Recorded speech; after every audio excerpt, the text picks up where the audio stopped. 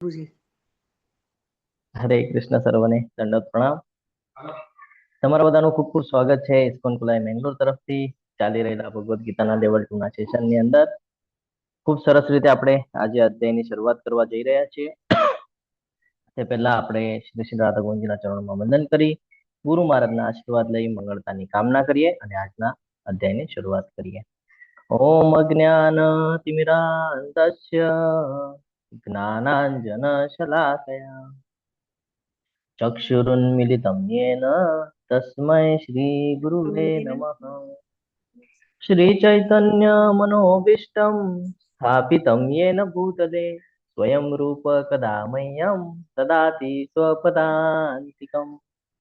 वन्देऽहं श्रीगुरु श्रीयुतपदकमलं श्रीगुरुन् वैष्णवांश्च श्रीरूपं साग्रजातं सगणरघुनाथान्वितं तं सजीवम् साद्वैतं सावधूतं परिजनसहितं श्रीकृष्णचैतन्यदेव श्रीराधान् कृष्णपादान् सगणललिता श्रीविशाखान्वितांश्च हे कृष्ण करुणा सिन्धु दीनबन्धु जगत्पते गोपेश गोपिकान्त राधाकान्त नमोऽस्तुते.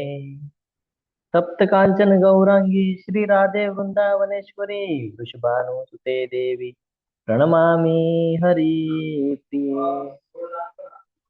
वाञ्छाकल्पतरुभ्यश्च कृपा सिन्धुभ्य एव च पतितानां पावनेभ्यो वैष्णवेभ्यो नमो नमः. नमो ओम विष्णुपादाय कृष्णपृष्ठाय भूतले श्रीमते भक्तिवेदांत स्वामिन् इति नामिने नमस्ते सारस्वते देवे गौरवाणी प्रचारिणे निर्विशेष शून्यवादी पाश्चात्य देशतारिणे. जय श्री कृष्ण चैतन्य प्रभु नित्यानंद श्री अद्वैत गदाधर श्रीवासादि गौर भक्त वृंद.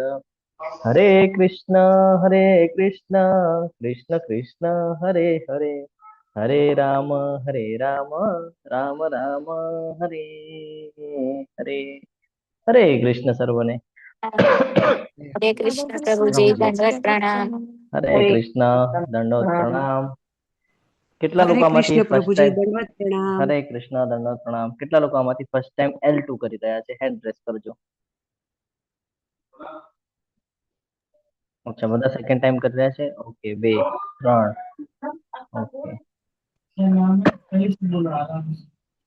Okay okay okay hand down કરી શકો છો. યસ, તો જે લોકો ફર્સ્ટ ટાઈમ કરી રહ્યા છે ને એ લોકો માટે થોડી મહત્વની સૂચના ગાઈડલાઇન્સ છે જે સમજવી જરૂરી છે. તમારા માઇક જો અનમ્યુટ થઈ ગયા હોય તો મ્યુટ કરવા વિનંતી છે તમને. આપણે હવે એક લેવલ આગળ વધી રહ્યા છીએ. તમે બધા લેવલ 1 પૂર્ણ કરી લેવલ 2 માં પ્રવેશ કરી ચૂક્યા છો અને લેવલ 2 માં જ્યારે આપણે પ્રવેશ કરીએ છીએ તો આપણને સાધના ચાર્ટની લિંક પ્રાપ્ત થાય છે દરરોજ સાંજે ક્લાસમાં. એના ઉપરથી આપણે સાધના ચાર્ટ ભરવું જરૂરી છે. સાધના એનો અર્થ એવો છે કે આપણે જે કાંઈ પણ ભક્તિ કરીએ છીએ, જે કાંઈ પણ ભગવાનની સેવામાં આપણે રહીએ છીએ એનું માહિતી ત્યાં આપણે કહીએ ને કે વિસ્તૃતલી જમા થઈ રહી છે કે શું કરી રહ્યા છે શું. આપણે કાલે શું ખાધું છે યાદ નથી રહેતું, એટલા માટે સાધના ચાર્ટ આપણે ભરીએ છીએ જેના મહિનાના અંતે આપણે જાણી શકીએ કે આપણી સાધનામાં શું સુધારો થયો છે, શું સુધારો કરવો જોઈએ અને આપણું જે જીવન છે એ કયા માર્ગ તરફ વળી રહ્યું છે એનો અંદાજો લેવા માટે સાધના ચાર્ટ ખૂબ મહત્વનો છે. તમને બધાને વિનંતી છે. એની સાથે સાથે જ ગ્રુપની અંદર 4:30 અથવા તો 5 5:30 ની આસપાસ તમને એક લિંક પ્રોવાઈડ થાય છે જે લિંકથી તમે એટેન્ડન્સ ભરી શકો છો. એટેન્ડન્સનો અર્થ એવો છે કે તમે એક્ટિવલી પાર્ટિસિપેશન કરી રહ્યા છો. હું આશા રાખીશ કે તમને જે કાંઈ પણ પ્રશ્ન થશે તમે એક તો હેન્ડ રેઝ કરીને પૂછશો અથવા તો તમે ચેટ બોક્સમાં લખશો. ક્લાસના અંતે આપણે પ્રશ્નોત્તરી લઈશું, ત્યાં આપણે એની ચર્ચા કરશું. એની સાથે સાથે જ અધ્યાય 2 જે છે એ ભક્તિશાસ્ત્રનો પાયો પણ ગણવામાં આવે છે. એટલે તમને બધાને વિનંતી છે કે નોટ અને પેન સાથે રાખજો. જે કાંઈ પણ તમને ક્વેશ્ચન જેવું લાગે એ તરત નોટ ડાઉન કરજો અને આમાંથી જાણવા જેવું, શીખવા જેવું, સમજવા જેવું ઘણું બધું છે. જે કાંઈ પણ સમજાય એ નોટ ડાઉન કરતા રહેજો. માતાજી ગઈકાલે ક્યાં સુધી કમ્પ્લીટ કરેલું છે? અહીંયાથી જ બાકી છે ને? પ્રભુજી આપણો આજે યુનિટ 1 સ્ટાર્ટ કરવાનો છે. હા, ઓકે, તો આપણે ઘણા બધા રેફરન્સ દ્વારા જોઈ ચુક્યા છીએ કે પૂર્ણ પુરુષોત્તમ પરમેશ્વર ભગવાન શ્રી કૃષ્ણને શું કામ આપણે ભજીએ છીએ, શું કામ આપણે એમની આરાધના કરીએ છીએ, ઉપાસના કરીએ છીએ, એ ગઈકાલે આપણે જોઈ ગયા છે. ઘણા બધા રેફરન્સ લીધા છે. 4 ગુરુ શિષ્ય પરંપરામાં આવતા સંપ્રદાય વિશેની પણ આપણે માહિતી મેળવી ચુક્યા છે કે જ્યાંથી આપણે જ્ઞાન એવું વ્યાજબી છે અને જે જ્ઞાન આપણા માટે આપણું જે જીવન છે એ સરળ કરવા માટે ખૂબ ઉપયોગી હોય છે. તો અધ્યાય 1 ના 2 નામ છે. નોટ ડાઉન કરવું હોય તો કરી શકો છો તમે. અધ્યાય 1 ના 2 નામ આપવામાં આવેલા છે. પહેલું નામ છે કુરુક્ષેત્રની યુદ્ધ ભૂમિ પર સૈન્ય નિરીક્ષણ અને બીજું નામ છે અર્જુન વિષાદ યોગ. અર્જુન વિષાદ યોગ આવતીકાલના ક્લાસમાં સમજવાનો પ્રયત્ન કરશું. અત્યારે આપણે કુરુક્ષેત્રની યુદ્ધ ભૂમિ ઉપર સૈન્ય નિરીક્ષણ આ જે પાર્ટ છે આને સમજવું ખૂબ જરૂરી છે. જો અધ્યાય જે પણ અધ્યાય છે ને એના નામ છે ને એમાં ઘણું બધું જ્ઞાન છુપાયેલું છે. શું કીધું છે? કુરુક્ષેત્રની યુદ્ધ ભૂમિ ઉપર સૈન્યનું નિરીક્ષણ. આ થઈ કુરુક્ષેત્રની વાત. આવી જ રીતે આપણા જીવનમાં પણ બહુ મહત્વનો પાર્ટ ભજવાય છે કે આપણા જીવનમાં આપણે શું કરવું છે એનો નિર્ણય જો લેવો હોય ને તો એની પહેલા આપણે સૈન્ય નિરીક્ષણ જેમ થાય છે એવી રીતે આપણે પણ આપણા જીવનનું નિરીક્ષણ કરવું ખૂબ આવશ્યક છે. એક નાના ઉદાહરણ સાથે સમજીએ કે મારે ડોક્ટર બનવું હોય, વકીલ બનવું હોય તો મારે એની માટેની તમામ વ્યવસ્થાઓને જાણવી પડશે. એની માટેની જે પરીક્ષાઓ છે એની માહિતી મેળવવી પડશે. એવા લોકોની વચ્ચે મારે રહેવું પડશે અને મારે મારા જે આગળના ધ્યેય છે એ ધ્યેય માટે લાગવા વાળી દરેક તમામ વ્યવસ્થાઓની તૈયારી કરવી પડશે. તો આપણા જીવનમાં પણ આવું જ છે કે કોઈ પણ વસ્તુ એની મેળે સફળતા પ્રાપ્ત કરાવતી નથી. એની પાછળ ઘણી બધી મહેનત, ઘણું બધું જ્ઞાન એ ઉપયોગી હોય છે. તો આપણે સમજીએ કુરુક્ષેત્રની યુદ્ધ ભૂમિ પર સૈન્ય નિરીક્ષણ જે ભગવદ્ ગીતામાં આપણને સમજાવવામાં આવી રહ્યું છે એ આપણા જીવનમાં પણ આપણે ઉતારવાનું છે. લેવલ 1 ની અંદર આપણે જોયું કે અમુક જ શ્લોક લેવાતા હતા. લેવલ 2 ની અંદર દરેક શ્લોક લેવામાં આવશે. એક પ્રસંગ અહીંયા બતાડવામાં આવ્યો છે. ખૂબ સરસ એવો પ્રસંગ છે કે પાંડવો અને એ જે 5 પાંડવો જે ભાઈઓ છે એ ભગવાન શ્રી કૃષ્ણના નિરંતર ભક્તો રહ્યા હતા અને તેઓ તેમની ખુશી માટે જ કાર્ય કરતા હતા. આપણે ઘણા બધા શ્લોક દ્વારા સમજ્યું છે, ઘણા બધા તાત્પર્ય આપણે જોયા છે, પરંતુ થોડુંક યાદ કરી લઈએ 2 દિવસનું. તો એક શ્લોક આપણે 2.40 એમાં જાણ્યું હતું કે નેહા વિક્રમ નાશોસ્તિ પ્રત્યવાયો ન વિદ્યતે સ્વલ્પમ અપ્યસ્ય ધર્મસ્ય પ્રાયતે મહતો ભયા. છે ને, ભગવાનના શરણમાં રહીને ભગવાન માટે કરેલું કોઈ પણ કાર્ય વ્યર્થ જતું નથી અને જે ભગવાનના શરણમાં રહે છે એને હંમેશા વિજય પ્રાપ્ત થાય છે. ભગવદ્ ગીતાનો 18મો અધ્યાય અને 78મો શ્લોક યત્ર યોગેશ્વર કૃષ્ણ યત્ર પાર્થો ધનુર્ધર તત્ર શ્રી વિજયો ભૂતિ ધ્રુવા મમ સંજયજી સ્ટેટમેન્ટ આપી રહ્યા હતા કે જ્યાં અર્જુન અને કૃષ્ણનો સંવાદ એટલે કે જ્યાં ભગવદ્ ગીતા છે, જેના જીવનમાં ભગવદ્ ગીતા છે એની પાસે 4 વસ્તુ હંમેશા રહે છે. એમાંની એક વસ્તુ છે વિજય. હંમેશા એ વિજય પ્રાપ્ત કરે છે. ભગવાન પણ એ જ કહે છે મન્મના ભવ મદ્ભક્તો મધ્યાજીમમ નમસ્કુરુ. મારો ભક્ત બન, મારું નિરંતર ભજન કર, મને જ ભજ તો તું મને પ્રાપ્ત કરી શકીશ. તો પાંડવો પણ એ જ વૃત્તિ ધરાવતા હતા. ભગવાન શ્રી કૃષ્ણના જે પદ, જે કાંઈ પણ જ્ઞાન આપી રહ્યા હતા એના પર ચાલતા હતા અને એ પ્રમાણે જીવન વ્યતીત કરતા હતા. સરેન્ડરની ભાવના અહીંયા આપણને જોવા મળે છે. એવી જ એક પ્રસંગ લેફ્ટ સાઈડમાં આપણને દેખાય છે. આપણને બધાને ખબર છે કે અક્ષોહિણી સેના, ભગવાન પાસે પણ અક્ષોહિણી સેના હતી. તો એ સેના એવી હતી, નારાયણ સેના, જે કોઈ દિવસે હારી નહોતી. જેટલા પણ યુદ્ધ થયા, જેટલું કાંઈ પણ થયું, કોઈ દિવસે હારી નહોતી. એનો રેકોર્ડ હતો. એક પ્રસંગ છે કે બધું નિર્ણય લેવાઈ જાય છે કે હવે યુદ્ધનું એલાન થવાનું છે, યુદ્ધ થવાનું છે. તેની માટે હવે ડિસિઝન લેવામાં આવી રહ્યું છે કે કોણ ક્યાંથી યુદ્ધ કરશે ને કેવી રીતે કરશે. તો ભગવાને કહી દીધેલું એક સાઈડ મારી નારાયણ સેના ને એક સાઈડ હું વગર શસ્ત્રે ઉભો રહીશ. તો તમારે જે કાંઈ પણ જોઈએ તમે આવતીકાલે સવારે મારા શયનખંડમાં આવશો અને હું જેને પહેલા નિહાળીશ એ પહેલા માગશે કે શું જોઈએ છે શું નહીં. આપણને બધાને ખબર છે ધૃતરાષ્ટ્રની માનસિકતા કેવી હતી. સેમ માનસિકતા એના પુત્રમાં જોવા મળે છે. ધૃતરાષ્ટ્રમાં આખી રાત વિચાર કરે છે કે મારે સવારે જઈને શું માગવાનું છે, કેવી રીતે માગવાનું છે અને કેવી રીતે છળ કપટ કરીને પ્રાપ્ત કરવાનું છે. આ ઈચ્છાની સાથે સવારે વહેલા ભગવાનના શયનખંડમાં જાય છે. ભગવાન સુતા છે, એમની બાજુમાં એક ચેર મૂકેલી છે. ચેર પર, આસન પર જઈને બિરાજમાન થઈ જાય છે ત્યાં અને રાહ જોવે છે કે જેવા ભગવાન ઉઠે કે તરત હું માગી લઉં. અર્જુનને મોકો જ નથી આપવો. આ એના માઇન્ડમાં ચાલી રહ્યું છે અને એ વૃત્તિ એ કરી રહ્યા છે. જ્યારે કે અર્જુનજી બધું ભગવાન પર છોડી દે છે કે કાલ સવાર થાય એટલે ભગવાનના શરણે વયો જઈશ અને ભગવાનને કહીશ કે તમને જે યોગ્ય લાગે એ નિર્ણય તમે મારી માટે લ્યો. આ ઈચ્છાની સાથે જ્યારે સવારે ઉઠીને આવે છે, જોવે છે તો ઓલરેડી એમના ભ્રાતા એટલે કે એમના ભાઈ જે એમની સાથે યુદ્ધ કરવાના છે એ ઓલરેડી ત્યાં વિરાજમાન છે. અને અર્જુનજી આવીને ઉભા રહે છે અને રાહ જોવે છે કે ભગવાન કૃષ્ણ ક્યારે આંખ ખોલે. હવે શયનખંડમાં જયારે સૂતા હોય પલંગ ઉપર, તો આપણે જયારે આમ સીધા સૂતા હોય તો આંખ ખોલે તો સામે જે વ્યક્તિ હોય ને એ આપણને દેખાય. અર્જુનજી સેમ એ જ પોઝિશનમાં ઊભા છે, ભગવાન આંખ ખોલે છે અને સ્મિત હાસ્ય કરે છે અને અર્જુનને પણ એલર્ટ કરી દે છે કે તું જીતી ગયો એમ. તો સ્માઇલ કરે છે ને કે છે બોલ અર્જુન, તારે શું શું જોઈએ છે બોલ. તરત જ ત્યાંથી દુર્યોધન ઉભો થાય છે અને ભગવાનને કહે છે કે પહેલા તો હું આવ્યો છું, તમે કેવી રીતે આ ચીટ કરો છો તમે મારી સાથે, તમે કેવી રીતે કહી શકો કે બોલ એમ, પેલા હું આવ્યો છું. તો પછી હસીને કહે છે કે મેં કીધેલું હતું કે જેને હું પેલા જોઈ એ પેલા માગશે. મેં જોયું અર્જુનને છે તો હું અર્જુનને કહું છું કે અર્જુન તું માગ. તો એ પેલા આનાકાની કરે છે, સાંભળવા તૈયાર નથી થતા. પછી ભગવાન કહે છે કે તારી ઈચ્છા પણ પૂર્ણ થશે. શું કે છે એને?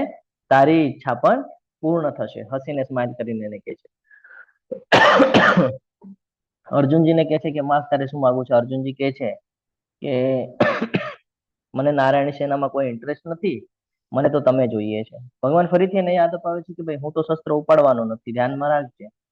અને મારી નારાયણ સેના કોઈ દિવસે હારી નથી, એ પણ ધ્યાનમાં રાખજે. તો પણ અર્જુન કહે છે ચાલશે, મને કોઈ વાંધો નથી, મને ખાલી તમે જોઈએ છે. આ જ વાક્ય ઉપર તરત એના મગજમાં આનંદનો અનુભવ થાય છે કે કેવો મૂર્ખ છે અર્જુન, કે જે કોઈ દિવસે હારી નથી. નારાયણ સેનાને એને પત્કારી નાખ્યું, ના પાડી દીધી અને નિશસ્ત્ર કૃષ્ણને રાખ્યું છે. શું થઈ જશે? શું જીતશે? એને એમ લાગે છે કે આપણે જીતવાના ચાન્સીસ વધી ગયા. હવે નારાયણ સેના આપણી પાસે આવી ગઈ તો ચાન્સીસ વધી ગયા. તો પછી એ કહે છે કે ભગવાન, જેમ તમે કીધેલું એમ, તમે કીધેલું ને કે તારી પણ ઈચ્છા પૂરી થશે, હું તો ચાલશે મને એમ, કેમ મારા ભાઈએ નિર્ણય લીધો છે ને, હું નારાયણ સેનાથી કામ ચલાવી લઈશ કે છે. અને આની સાથે ત્યાંથી શયનખંડમાંથી નીકળી જાય છે અને ડિસિઝન થાય છે ફાઇનલી કે ભગવાન શ્રી કૃષ્ણ એ પાંડવો તરફથી યુદ્ધ કરશે, જ્યારે કે એમની નારાયણી સેના છે કૌરવ તરફથી યુદ્ધ કરશે. હવે હું જો તમને એમ કહું, હું તમને એક સરસ મજાની સ્પોર્ટ્સ ગાડી લાવીને આપું અને તમને કહું તમે ચલાવો, અને તમે એના જાણકાર ન હો, તમે શું ચલાવી શકશો એ? હરે કૃષ્ણ, હું પ્રશ્ન પૂછી રહ્યો છું તમને. ના. પોસિબલ નથી ને, એની માટે જાણકાર હોવું જરૂરી છે ને. તો આ ડિસિઝન લેવું ખૂબ જરૂરી છે કે આપણા અંદર કઈ ક્વોલિટી છે આપણને ખબર હોય છે કે આપણને નથી ખબર હોતી. કોઈ જાણકાર હોય ને એ આપણને કહી શકે કે આપણે અંદર કઈ ક્વોલિટી છે. જેમ આગળ વધશે એમ આપણે ડીપમાં જશું આ વિષય ઉપર. પણ અહીંયાથી સમજવાનું એ છે કે અર્જુને જે સેનાપતિ છે, જે સેના નાયક છે, જેના દ્વારા સેના ચાલી રહી છે, એ સેનાપતિને સિલેક્ટ કરી લીધું છે. એટલે હું તમને એમ કહું કે તમારે એક જગ્યાથી બીજી જગ્યાએ સફર તો અવશ્ય કરવાનો છે, પરંતુ હું તમારા ડ્રાઈવરને જ લઈ લઉં તો તમારો સફળ નિષ્ફળ થાય છે. એવી રીતે ત્યાં નારાયણ સેના તો અવશ્ય છે, પણ એ નારાયણ સેનાને સંબોધન કરવા માટે શ્રી કૃષ્ણ ઉપસ્થિત નથી. એ લોકોને આદત છે શ્રી કૃષ્ણની, અને શ્રી કૃષ્ણ ત્યાં ઉપસ્થિત નથી. તો આ સમજવું બહુ જરૂરી છે કે આપણે સિલેક્શન કોનું કરીએ છીએ. આપણે જથ્થામાં બધું જોઈએ છે, જ્યારે કે જથ્થામાં વિચાર ન કરતા આપણે એ વિચાર કરવાનો છે કે પરફેક્ટ શું છે આપણા જીવનની અંદર. આ જ વિચાર કરવાનો છે કે આપણી માટે યોગ્ય પરફેક્ટ શું છે, અને આપણને કોણ સંબોધન કરી શકે છે? ખાલી ભગવાન કરી શકે છે. તો અહીંયાથી આપણે સમજીએ અને આગળ વધીએ તો આપણને ખબર છે કે ભગવદ્ ગીતા એને 3 વિભાગની અંદર વહેંચણી કરવામાં આવેલી છે. યસ, ઓકે, હેન્ડ રેસ કરો, કોઈ વાંધો નથી, પણ તમારા ક્વેશ્ચન હોય તો તમે ચેટ બોક્સમાં મૂકી શકો છો. આપણે લાસ્ટમાં એની ચર્ચા કરો. આવી ગયા જ્વેલ બોક્સ તરફ. જ્વેલ બોક્સ જે છે એને આપણે જોઈએ તો ઘણા બધા માતાજીઓ બધું સોનું ખરીદતા હોય છે. સોનું જ્યારે ખરીદે છે ત્યારે એક ડબ્બી આપવામાં આવે છે. એ ડબ્બીને જો ધ્યાનથી જુઓ તો ઉપરથી કવર, નીચેથી કવર અને વચ્ચે એક કિંમતી વસ્તુ હોય છે. એવી રીતે ભગવદ્ ગીતાની અંદર 3 વિભાગ છે. ઉપરથી કવર, નીચેથી કવર. ઉપર કર્મનું કવર છે, નીચે જ્ઞાનનું કવર છે, અને વચ્ચે ભક્તિ છે. ભક્તિ બહુ મહત્વની છે, આખું જીવન બદલી નાખે છે. આ ભક્તિ છે. કેવી રીતે બદલશે, કેવી રીતે બદલવાની છે, આ તમામ પ્રકારનું જ્ઞાન આપણને આખા ભગવદ્ ગીતાના ક્લાસ દરમિયાન મળી રહે છે. હું સમયના અભાવે કદાચ શ્લોક ન વાંચી શકું તો આપણે અનુવાદ દ્વારા સમજવાનો પ્રયત્ન કરશું. આદિ શંકરાચાર્ય, ગઈકાલે આપણે ચર્ચા કરી હશે. આદિ શંકરાચાર્ય કોણ છે, એમણે આપણને શું જ્ઞાન આપ્યું છે, એમણે થોડું ગીતા મહાત્મ્ય આપણને સમજાવ્યું છે કે શું કામ જરૂરી છે આ ગીતા મહાત્મ્ય. ગીતા શાસ્ત્રમિદં પુણ્યમ ય પઠેત પ્રયત પુમાન વિષ્ણુપાદ અવાપ્નોતિ ભય શોકાદિવર્જિતઃ. ભગવદ ગીતા દૈવી સાહિત્ય છે. જે તેને ધ્યાનથી વાંચે છે અને તેના નિયમોનું પાલન કરે છે તે ભગવાન વિષ્ણુનો આશ્રય લે છે અને તમામ ભય અને ચિંતાઓથી મુક્ત થાય છે. જો શું કે છે કે ભગવદ ગીતા શું છે? દૈવી સાહિત્ય છે. કારણ કે આપણે અંદરના ગુણો બદલે છે. અસુરી પ્રવૃત્તિ છે એને દૈવી તરફ આકર્ષિત કરે છે અને દૈવી ગુણ આપણામાં વિકસાવે છે ભક્તિના માધ્યમથી. તો આ બહુ જરૂરી છે. બીજી બાબત છે કે જે એને ધ્યાનથી વાંચે છે, જે એના નિયમોનું પાલન કરે છે, જે ભગવદ ગીતાને જીવનમાં ઉતારે છે, એ હંમેશા તમે જોશો કે જે ભગવદ ગીતાને બહુ દ્રઢ નિશ્ચયપૂર્વક સિરિયસ થઈને જો સાંભળતું હોય, વાંચતું હોય અને જીવનમાં ઉતારવાનો પ્રયત્ન કરતા હોય એ તમને હંમેશા ભગવાન વિષ્ણુના આશ્રયમાં દેખાશે, વિષ્ણુના ચરણમાં દેખાશે, કૃષ્ણ ભક્તિ કરતા દેખાશે. અને તમામ ભય અને ચિંતાઓથી મુક્ત થાય છે. કારણ કે ભગવાન આખું જ્ઞાન ભગવદ ગીતાના માધ્યમથી આપણને આપી દે છે કે શું કરવા યોગ્ય છે ને શું કરવા યોગ્ય નથી, કયા માર્ગ પર ચાલવું જોઈએ અને કયા માર્ગને આપણે છોડી દેવું જોઈએ, એ તમામ પ્રકારનું જ્ઞાન આપણને અહીંયા આપ્યું છે.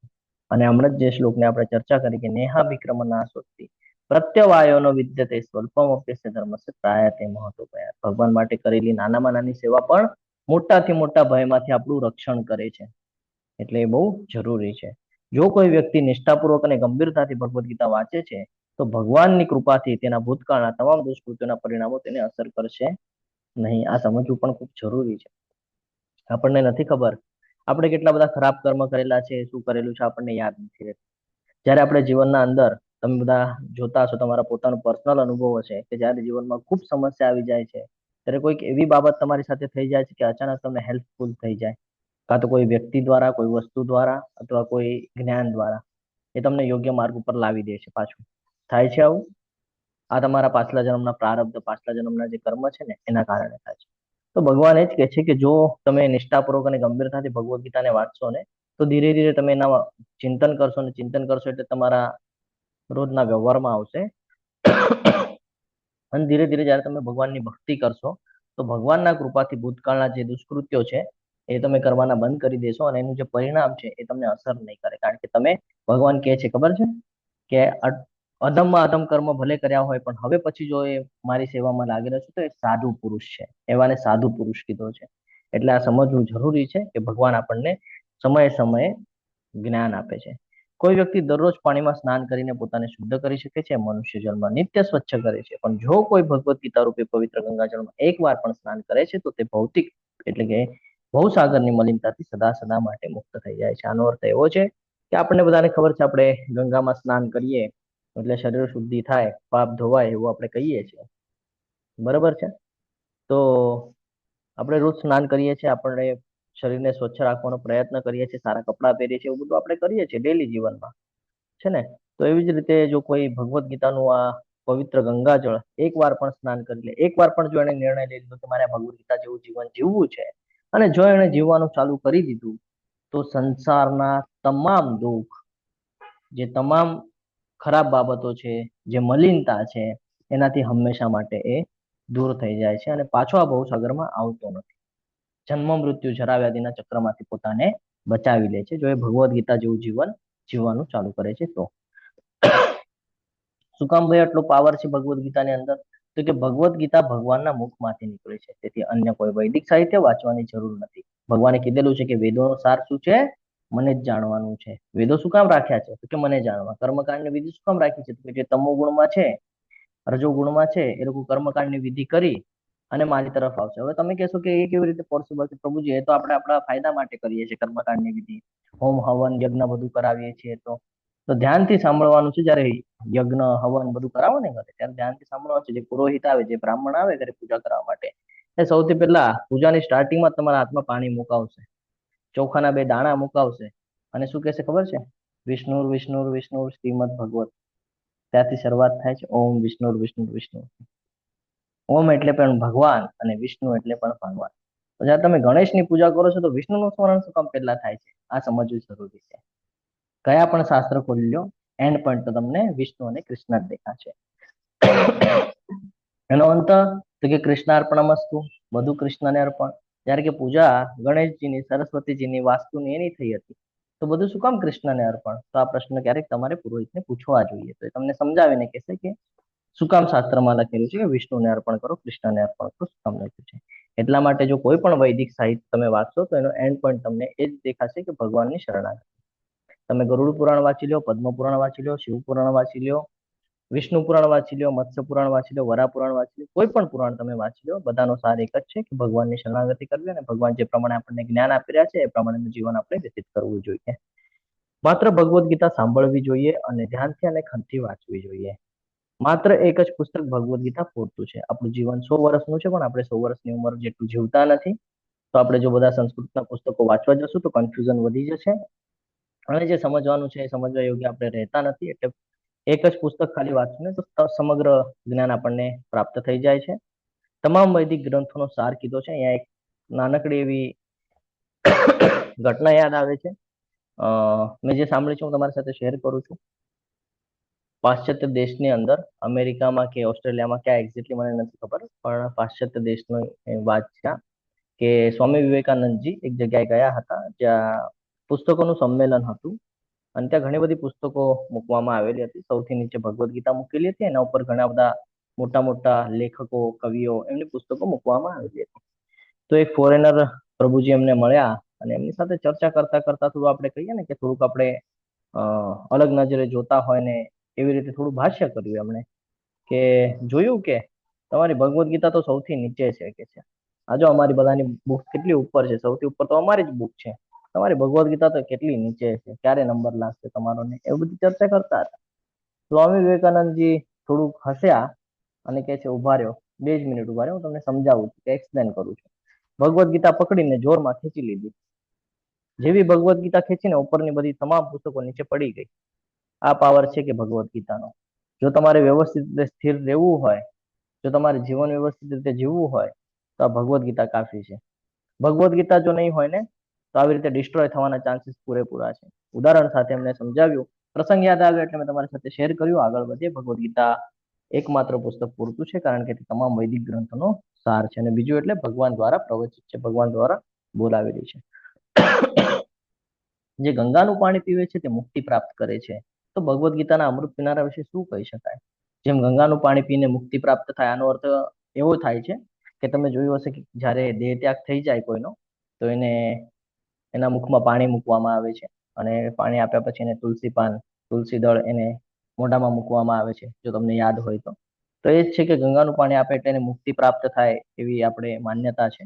અને ભગવદ્ ગીતાનું અમૃત પી લઈએ તો જીવતા જીવતા મુક્તિ પ્રાપ્ત થવાના ચાન્સીસ છે, કારણ કે આ ભૌતિક જગત જે છે એ આપણને કર્મોમાં બાંધે છે. તો જો આપણે અત્યારે જો ભગવદ્ ગીતાનું પાન કરી લઈએ ને તો આ ભૌતિક જગતના કર્મના બંધનથી આપણે પોતાને બચાવી શકીએ છીએ અને પોતાની મુક્તિ પોતે કરી શકીએ છીએ. મૃત્યુ પછી ક્યાં આપણને સમજાવવાનું છે કે કોઈ આપણને પાણી પાયું કે નથી પાયું? છે ને, આ સમજાશે નહીં આપણને. એટલે આપણી તૈયારી આપણે પોતે જ કરવાની છે. તો ભગવદ્ ગીતા ખાલી આપણે સમજી જશું ને તો આપણે જ્યાં છીએ ત્યાં આપણે પોતે પોતાનો નિર્ણય લઈ શકીએ છીએ. અંતિમ સમયમાં કોઈ પાણી પણ ના આપે તો પણ ચિંતા કરવાની જરૂર નથી, જો આપણે ભગવાનના સાનિધ્યમાં હશું. અને ભગવાન કૃષ્ણ મૂળ વિષ્ણુ દ્વારા વર્ણવવામાં આવેલું છે. જો આને ગીતોપનિષદ કહેવાય છે, ઉપનિષદોનો સાર છે આ ગીતોપનિષદ. ભગવદ્ ગીતા છે તમામ ઉપનિષદોનો સાર છે. ગાય જેવી છે ગ્વાલવાળા તરીકે ઓળખાતા ભગવાન કૃષ્ણ ગાયને દૂધ પીવડાવે છે, એટલે આપણે બધા એમાં આવીએ છીએ, બરાબર. અર્જુન એક વાછરડા જેવો છે અને બધા વિદ્વાન અને શુદ્ધ ભક્તો ભગવદ્ ગીતાના દૂધના અમૃત પીનારા છે. એટલે આપણે બધા પણ હવે પછી જયારે આપણે ભગવદ્ ગીતાને સમજશું તો અર્જુનજી જ્યાં છે ત્યાં પોતાને મૂકવાનું ચાલુ કરવાનું છે. જ્યારે તમારા પ્રશ્નો તમને થાય તો અર્જુનજીની જગ્યાએ પોતાને મૂકજો અને ભગવાન જે સંબોધન કરે, જે જ્ઞાન આપે એ ધીરે ધીરે ઉતારવાનો પ્રયાસ કરજો, સમજવાનો પ્રયાસ કરજો. તો તમને ખબર પડશે કે આ તો આપણા જ જીવનની વાત છે, આ તો આપણી સાથે જ આવું થયું છે અને ભગવાન એનું ખૂબ સરસ રીતે આપણને ગાઈડલાઈન આપે છે. આજના યુગમાં લોકો એક શાસ્ત્ર, એક ભગવાન, એક ધર્મ અને એક વલણ માટે ખૂબ જ આતુર છે. તેથી સમગ્ર વિશ્વ માટે એક જ શાસ્ત્ર હોવું જોઈએ, ભગવદ્ ગીતા. સમગ્ર વિશ્વ માટે એક જ ભગવાન છે, દેવકીના પુત્ર શ્રી કૃષ્ણ. આપણે જોયું શું કામ એક જ ભગવાન, શું કામ શ્રી કૃષ્ણ, એની ચર્ચા આપણે કરી છે. બ્રહ્માજીનું સ્ટેટમેન્ટ લીધું હતું, પદ્મ પુરાણમાંથી શિવજીનું સ્ટેટમેન્ટ લીધું હતું, ઘણા બધા આચાર્યોના સ્ટેટમેન્ટ લીધા હતા અને આપણે સમજ્યું હતું કે શ્રી કૃષ્ણ શું કામ મુખ્ય છે. એક જ મંત્ર, એક જ પ્રાર્થના, તેના નામનો જપ કરો. એક જ કાર્ય હોવું જોઈએ, ભગવાનની સેવા. ભગવદ્ ગીતાને ચાલુ કરીએ, સમજવાનો પ્રયત્ન કરીએ એની પહેલા આપણે જાણવું જરૂરી છે કે ભગવદ્ ગીતા 700 શ્લોકોથી તૈયાર કરેલી છે. એમાં ટોટલ 700 શ્લોક મૂકવામાં આવેલા છે, જેનું આપણે વિભાજન કરીએ તો આપણને ખબર પડે છે કે ભગવાન કૃષ્ણ દ્વારા 574 શ્લોક મૂકવામાં આવેલા છે, જે આપણા જ્ઞાન માટે ખૂબ મહત્વપૂર્ણ છે. 84 શ્લોક જે પ્રશ્ન કરે છે અર્જુનજી આપણા થકી, એના જવાબ પ્રાપ્ત થાય છે ભગવાન પાસેથી. સંજયજી જેમને દિવ્ય દ્રષ્ટિ વેદવ્યાસજી પાસેથી પ્રાપ્ત છે, એ સમયે ધૃતરાષ્ટ્રને સમજાવવાનો પ્રયત્ન કરે છે, પણ ધૃતરાષ્ટ્ર એ ખાલી આંખોથી આંધળા નથી, પરંતુ એમ પણ આંધળા છે. આપણે સમજશું શું કામ આંધળા છે, શા માટે છે, અને પોતાનું નુકસાન કરી રહ્યા છે. તો સંજયજી 41 શ્લોક બોલી રહ્યા છે, અને જો શરૂઆત થાય ભગવદ્ ગીતાની તો ધૃતરાષ્ટ્રથી થાય છે. શરૂઆત હંમેશા અધર્મથી થાય છે અને એન્ડ હંમેશા ધર્મનો થાય છે. શરૂઆત ધૃતરાષ્ટ્રથી થઈ અને એન્ડ થયું ભક્તથી, છે ને. એટલે આ સમજવું ખૂબ જરૂરી છે કે અધર્મ જ્યારે જ્યારે વધી જાય છે ત્યારે ભગવાન આવીને એવી વ્યવસ્થા કરી આપે છે કે એ અધર્મનો નાશ થાય. સંજયજી છેલ્લા શ્લોકમાં પોતાનું સ્ટેટમેન્ટ આપીને સમજાવવાનો પ્રયત્ન કરે છે આપણને કે શું છે શું નહીં. તો આપણે જોઈએ તો આ ચાપ્ટર છે એને આવી રીતે રાખેલું છે ત્રણેય વિભાગની અંદર. કર્મયોગ સમજવાનું છે, ભગવાનની ભક્તિ કરવાની છે, અને આ જ્ઞાન આપણા માટે ખૂબ મહત્વપૂર્ણ છે. કેટલા લોકોને ભગવદ્ ગીતા અથવા તો મહાભારતના જેટલા પણ પાત્રો અને જે કાંઈ પણ પ્રસંગો છે એ ખબર છે? હેન્ડ રેસ કરજો. અને ક્યાંથી ખબર છે એ પણ હું પૂછીશ. હરે કૃષ્ણ. પુરુવંશજના વિશે કેટલા લોકોને જ્ઞાન છે, માહિતી છે? થોડું ઘણું, વધારે નથી પૂછવાનું, હું થોડું થોડું પૂછીશ. બાકી તો બધું હું તમને આન્સર આપીશ, ચિંતા નહીં કરતા. યસ, અનિતા માતાજી બોલો. હરે કૃષ્ણ. માતાજી મ્યુટ છો તમે. યસ માતાજી. હા પ્રભુજી, આપણે ભગવદ્ ગીતામાંથી થોડું ખબર છે, થોડું આપણે ટીવી ચેનલ થી ખબર છે. યસ, બી.આર. ચોપડા, એમનું મહાભારત જોયું હશે, છે ને? તો બી.આર. ચોપડાજીના મહાભારતમાં શરૂઆત થાય છે શાંતનુ મહારાજથી. કે શાંતનુ મહારાજ રાજગાદી ઉપર બેઠા છે, ત્યાંથી પછી જંગલમાં જાય છે, ત્યાં એમને ગંગાજી મળે છે. ગંગાજીને એમની વચ્ચે ચર્ચા થાય છે, લગ્નનો પ્રસ્તાવ મુકાય છે, અને લગ્ન થાય છે ને અહીંયાથી શરૂઆત થાય છે. બરોબર, આટલું જ છે ને? પણ મહાભારતની રિયલ કન્ડિશન કંઈક અલગ છે. એમાં અલગ રીતે બતાડ્યું છે, પણ આના બેકગ્રાઉન્ડમાં જવું પણ જરૂરી છે કે શાંતનુ મહારાજ ક્યાંથી આવ્યા, એ કેવી રીતે કુરુના વંશમાં છે, ગંગાજી ક્યાંથી આવ્યા, ગંગાજી તો બહુ પવિત્ર છે, તો શું કામ અહીંયા મૃત્યુલોકમાં આવવું પડ્યું? આ બધું જાણવું ખૂબ જરૂરી છે. તો તમારી સાથે થોડીક બાબત છે જે શેર કરું છું 10 મિનિટમાં, અને પછી આપણે આગળ વધશું. આ બધાનું બેકગ્રાઉન્ડ એટલા માટે અહીંયા આપણે ચર્ચા કરી રહ્યા છીએ કે આ લોકોને પણ કંઈક ને કંઈક ભૂલ થઈ છે, જે ભૂલના લીધે એ લોકોને આ બધું સહન કરવા આવવું પડ્યું છે. બીજી બાબત એવી છે કે ભગવાનની જે કહીએ ને વ્યવસ્થા છે, આ ભગવાનની એક વ્યવસ્થા છે કે જ્યારે જ્યારે અધર્મ વધી જાય છે ત્યારે ભગવાન આવી રીતની વ્યવસ્થા કરીને સિચ્યુએશન ક્રિએટ કરાવે છે ને પછી યુદ્ધ કરાવીને આપણને જ્ઞાન અપાવે છે. તો આ સમજવું જરૂરી છે.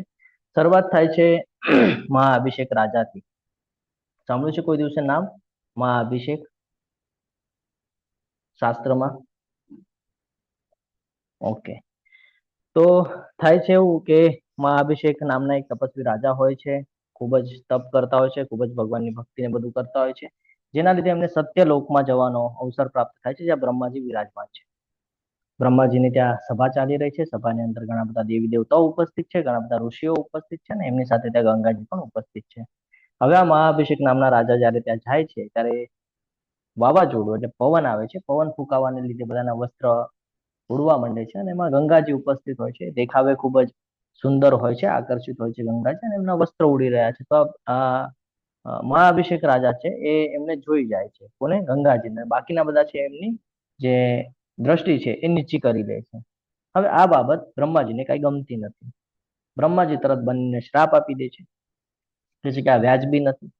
આટલું બધું તપ કરીને તમે અહીંયા સત્યલોકમાં આવ્યા અને એક નાનકડી ભૂલ તમે કરી નાખી, જે યોગ્ય નથી. એક એક્ઝામ્પલ સાથે સમજીએ કે જે એમ બતાડતું હોય કે હું ભગવાનનો ભક્ત છું અને ભૌતિક જગતની કોઈ મોટી એવી ભૂલ કરી બેસે તો વ્યાજબી છે નથી. જેમ એક્ઝામ્પલ કે એક ડોક્ટર છે, એ ડોક્ટરનું આખું ભણતર ભણેલું હોય અને પછી કોઈ ખોટી ગોળી અથવા ખોટું ઇન્જેક્શન આપી દે તો એ વ્યાજબી છે નથી. જેવી રીતે અહીંયા હું પ્રીચિંગની સેવામાં તમારી સાથે ઉપસ્થિત છું અને હું ભૌતિક જગતનું કોઈ એવું કાર્ય કરી નાખું તો એ વ્યાજબી છે નથી. એવી જ રીતે મહાઅભિષેક નામના રાજા એક ભૂલ કરી નાખે છે કે ગંગાજીને જોઈ જાય છે અને એ પ્રમાણે જોવે છે જે પ્રમાણે જોવું ન જોઈએ. તો બ્રહ્માજી બંનેને શ્રાપ આપે છે કે તમારે બંનેને મૃત્યુલોકમાં જોવું પડશે. આ જે ભૂલ છે આ ભૂલને સુધારીને પછી તમારે ઉપર આવવું પડશે. તો શાંત આ જે મહાઅભિષેક રાજા છે, મહાઅભિષેક રાજા એમ કે છે કે અમારાથી ભૂલ થઈ ગઈ છે, ક્ષમા કરો. તો કે ભૂલ થઈ ગઈ છે એનું ફળ તો તમને અવશ્ય પ્રાપ્ત થશે, તમારે ભોગવવું જ પડશે ને, ભોગવીને તમે આવજો. પરંતુ તમને પ્લસ પોઈન્ટ એવો છે કે તમે જેની ઈચ્છા રાખશો એના પુત્ર તરીકે તમે જન્મ પ્રાપ્ત કરી શકો છો. અને અહીંયા ગંગાજી કહે છે કે એમને વરદાન તો પછી મને કેમ નહીં? તો કે તમને પણ વરદાન છે, તમે 8 પુત્રને જન્મ આપશો અને પછી તમે મારી પાસે પાછા આવી જશો. ગંગાજીને આ વરદાન આપવામાં આવે છે. થોડો સમય જાય છે અને કુરુવંશની વાત કરીએ તો કુરુવંશની અંદર પ્રતિપા નામના એક રાજા હોય છે. એ પ્રતિપા નામના રાજા છે, એમનું રાજ્ય ચાલી રહ્યું છે, રાજપાટ ચાલી રહ્યું છે. એ રાજર્ષિ છે, રાજા પ્લસ મહર્ષિના ગુણો એના અંદર છે. મહર્ષિ એટલે જે ભગવાનની સાથે કનેક્ટિવિટી બનાવીને રાખે અને જે ભગવાને જે કાંઈ પણ જ્ઞાન આપ્યું છે જનતાના હિત માટે એનો ઉપયોગ કરે એને કહેવાય છે રાજર્ષિ. તો રાજાના ગુણ પણ છે, રાજા રાજપાટ પણ સંભાળે છે, અને મહર્ષિ એટલે ભગવાનની સાથે પણ કનેક્ટેડ વ્યક્તિ છે. તો એક દિવસ થાય છે એવું કે જાય છે નદી કિનારે અને નદી કિનારે તપશ્ચર્યા કરી છે, તપ કરે છે સરસ મજાની.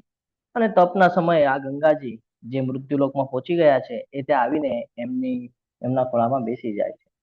હવે જ્યારે એમના ખોળામાં બેસી જાય છે તો આ જે પ્રતિપા નામના જે રાજા છે એ તરત ગંગાજીને પૂછે છે કે તમારું આવવાનું કારણ શું, તમારું અહીંયા બેસવાનું કારણ શું?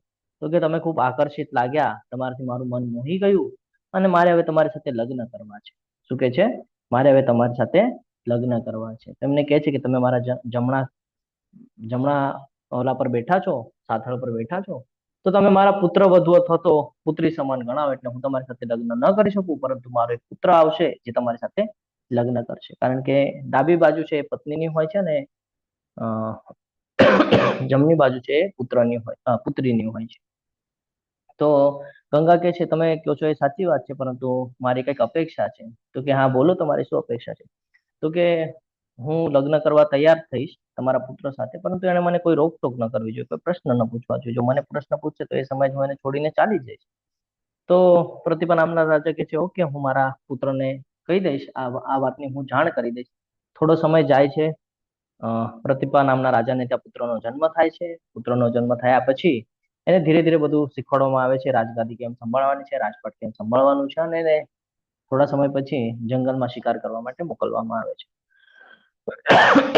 હવે અહીંયાથી તમે જોયું હશે BR ચોપડાનું, એની પહેલાની કથા તમને ખબર નહોતી, તમે થોડી તમારી સાથે શેર કરી. હવે અહીંયાથી આગળ વધીએ તો એ જંગલમાં જાય છે શિકાર કરવા માટે. ત્યાં એ ગંગાજીને મળે છે, ગંગાજીને જોઈને આકર્ષિત થાય છે અને ગંગાજી તરત ઓળખી લે છે કે આ શાંતનુ મહારાજ છે, મારે જેની સાથે લગ્ન કરવાના છે.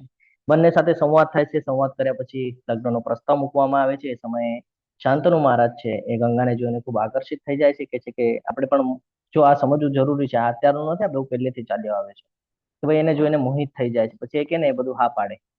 તો શાંતનુ મહારાજ ગંગાજીને કહી રહ્યા છે કે તું જે કહીશ ને બધું મને એક્સેપ્ટેડ છે. ગંગાજી કે પેલા સાંભળી તો લ્યો હું શું કહેવા માંગુ છું. આ સિચ્યુએશન ક્રિએટ થાય છે. ગંગાજી કહે છે કે હું લગ્ન કરીશ પણ તમારે મને કોઈ પ્રશ્ન કરવાના નહીં, હું જે કરું એ મને કરવા દેવાનું, તમે પ્રશ્ન કરશો તો એ જ સમય હું તમને છોડીને વહી જઈશ. શાંતનુને થાય છે કે આ ક્યાં બહુ મોટા પ્રશ્ન કરશે, વાંધો નહીં, અને થોડા મોહમાં હતા ને, એક્સેપ્ટેડ, બધું એક્સેપ્ટ કરીને બંને વચ્ચે લગ્ન થાય છે. હવે લગ્ન થયા પછી સિચ્યુએશન કંઈક એવી થાય છે કે પેલો બાળક થાય છે આ જઈને એને ગંગામાં વહાવી દે છે, બીજું બાળક થાય છે જઈને ગંગામાં વહાવી દે છે, ત્રીજું બાળક થાય છે જેને ગંગામાં વહાવી દે છે, નદીમાં વહાવી દે છે. હવે આ કાંઈ શાંતનુને કાંઈ ગમતું નથી.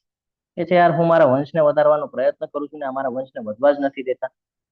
ચિંતિત થાય છે. થોડા સમય પછી રાજ્યની અંદર બધા ચર્ચા કરવા માંડે છે કે કેવો રાજા છે, પુત્ર પણ પ્રાપ્ત કરતા નથી આવડતું, પુત્ર પ્રાપ્ત થાય છે તો આવી રીતે થાય છે, તો વિરોધ પણ નથી નોંધાવતા, કેવો છે કઈ સમજત. હવે આ વાત એના કાન પર આવે છે, થોડા ક્રોધિત થઈ જાય છે કે આજ વખતે તો હું એને પૂછી જ લઈશ.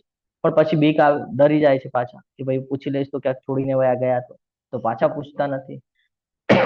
આવું 7 પુત્ર સુધી ચાલે છે. કેટલા? 7 પુત્ર સુધી. 8મા પુત્રનો જેવો જન્મ થાય છે ને, શાંતનુ મહારાજ મન મક્કમ કરી અને ગંગાજીને પ્રશ્ન પૂછી જ લે છે કે ભાઈ તમે આમ શું કામ કરો છો, શા માટે કરો છો? એ જ સમયે ગંગાજી કહે છે કે તમે મેં પહેલા જ કીધેલું હતું, હું જે કરું મને કરવા દેજો, મને ટોકતા નહીં, ટોકશો તો હું વહી જઈશ. તો કે છે આ પુત્રને હું હમણાં લઈ જાઉં છું, સમય પછી હું તમને પાછું આપી દઈશ. હવે જે 7 પુત્રને વહાવી દીધા હતા ને ગંગામાં, એ કોઈ સાધારણ બાળક નહોતા. અને જે 8મા જે છે ને, એ પણ કોઈ સાધારણ બાળક નહોતું. એ બધા હતા વસુઓ. વસુઓ એ કહેવાય જે ભગવાનની આ બધી વ્યવસ્થાઓ છે ને, હવા, અગ્નિ, પાણી, એ બધું જે એ વ્યવસ્થામાં એ સહકાર્ય કરે છે. આ છે વસુઓ.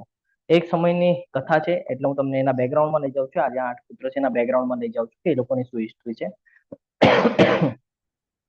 આ 8 વસુઓ, આ લોકો જ્યારે રહી રહ્યા હતા, તો આ 8 વસુમાંની એક વસુ છે ધ્યુ. આ ધ્યુ નામના જે વસુ છે, એમની પત્ની એની સાથે બેસીને ચર્ચા કરી રહ્યા હતા, ત્યારે એમના મુખમાંથી નીકળી જાય છે કે વશિષ્ઠ મુનિ પાસે એક એવી ગાય છે કે જેનું આપણે દૂધ પી લઈએ તો હજારો વર્ષો સુધી આપણું કૌમાર્ય જળવાઈને રહે.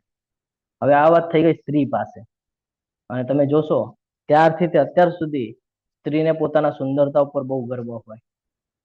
બરાબર છે કે હું ખૂબ સુંદર છું. બસ આ પહેલેથી ચાલ્યું આવે છે, હમણાંનું નથી. તો ત્યાં પણ એ કહે છે, પછી એને જીદ કરે છે પોતાના પતિને કે કાંઈ પણ કરો, તમે મને એ ગાય લાવી આપો, મને તમારી ફ્રેન્ડને આપવું છે અને અમારે એનો લાભ લેવો છે કે છે. હવે જો આ વાત સમજવા જેવી છે કે જ્યાં ખોટી બાબત છે ને ત્યાં ટોકવું બહુ જરૂરી છે. જો ત્યાં સ્ટોપ નહીં થાવ ને તો નુકસાન થઈ જાય છે, કર્મનું બંધન લાગી જાય છે. કેવી રીતે આપણે સમજીએ? એની ઈચ્છા પૂર્ણ કરવા માટે થઈને એ દ્યુ નામના વસુ બાકીના 7 વસુઓને લઈને વશિષ્ઠ મુનિના આશ્રમમાં ગયા. વશિષ્ઠ મુનિના આશ્રમમાં ગયા પછી ત્યાં એ જે ગાય છે એ ગાયને ચોરીને લઈ આવ્યા. ચોરીને એટલા માટે કહું છું કે પૂછ્યા વગર લઈ આવ્યા છે. બરાબર છે? પૂછીને લાવે તો વ્યાજબી છે, પણ પૂછ્યા વગર લઈ આવે એટલે સીધું સીધું ચોરીનો આરોપ લાગી જાય.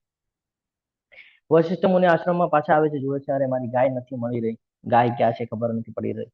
પોતાના યોગના બળે, તપના બળે જોવે છે મારી ગાય, તો કે ભાઈ ધ્યુ નામના વસુએ ચોરી લીધી છે. તરત જ શ્રાપ આપી દે છે. શ્રાપ આપે છે, ખબર પડે છે, તરત 8 વસુઓ આવે છે, વશિષ્ઠ મુનિ પાસે માફી માંગે છે કે અમારેથી ભૂલ થઈ ગઈ છે, અમને માફ કરી દો. તો કે છે માફી તો ન આપી શકું, પણ તમને હવે શ્રાપ આપ્યો છે તો એ તમારે ભોગ તો ભોગવવા પડશે. કર્મ છે તેનું બંધન લાગ્યું છે તો તમારે ક્લિયર કરવું જ પડશે, તમારે પૂછીને લઈ જવી જોઈએ. તો બાકીના 7 વસુ છે એ એમને રિક્વેસ્ટ કરે છે કે અમે નથી ચોરી ઓલા ધ્યુ નામના વસુએ છે, અમે ખાલી એની સાથે હતા. શું કે છે? અમે ખાલી એની સાથે હતા. તો વશિષ્ઠ મુનિ કહે છે 7 આપવો પણ ખોટી વાત છે.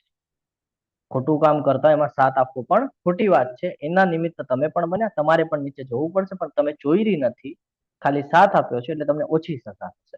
તો આ ઓછી સજા એટલે શું હતું કે તમારે મૃત્યુલોકમાં જશો અને તરત જ પાછા અહીંયા આવી જશો. જ્યારે જેને ચોરી હતી એને મોટો શ્રાપ આપવામાં આવ્યો કે તમારે મૃત્યુલોકમાં જવું પડશે, તમારા પાપનું પૂરું પ્રાયશ્ચિત થશે અને પછી તમે ઉપર આવશો. તો આજે 7 પુત્રો જે ગંગામાં વહાવી દીધા એ 7 વસુઓ હતા, અને 8મું વસુ એ જે નીચે છે અત્યારે એ, જેને દેવવ્રત તરીકે ગંગા માતા આપીને જશે. હવે આ ગંગાની સાથેનો શું સંપર્ક, શું સંબંધ એ સમજાવું છું. જ્યારે ગંગાજીને શ્રાપ મળ્યો ને, તો ગંગાજી ત્યાંથી જઈ રહ્યા હતા, અને જ્યારે ત્યાંથી જઈ રહ્યા હતા તો આ વસુ આવીને આખી કથા કહી રહ્યા હતા કે અમારાથી આવી ભૂલ થઈ છે ને અમને શ્રાપ મળ્યો છે. તો હવે ગંગા જે છે એ જ આ લોકોને ઉદ્ધાર કરી શકશે એમ એ લોકોને ખબર પડી, એટલે ગંગા પાસે આવ્યા. તો ગંગાને કહે છે કે ભાઈ તમે તરત અમને પાણીમાં વહાવી દેજો એટલે જેનાથી અમે બચી જઈએ.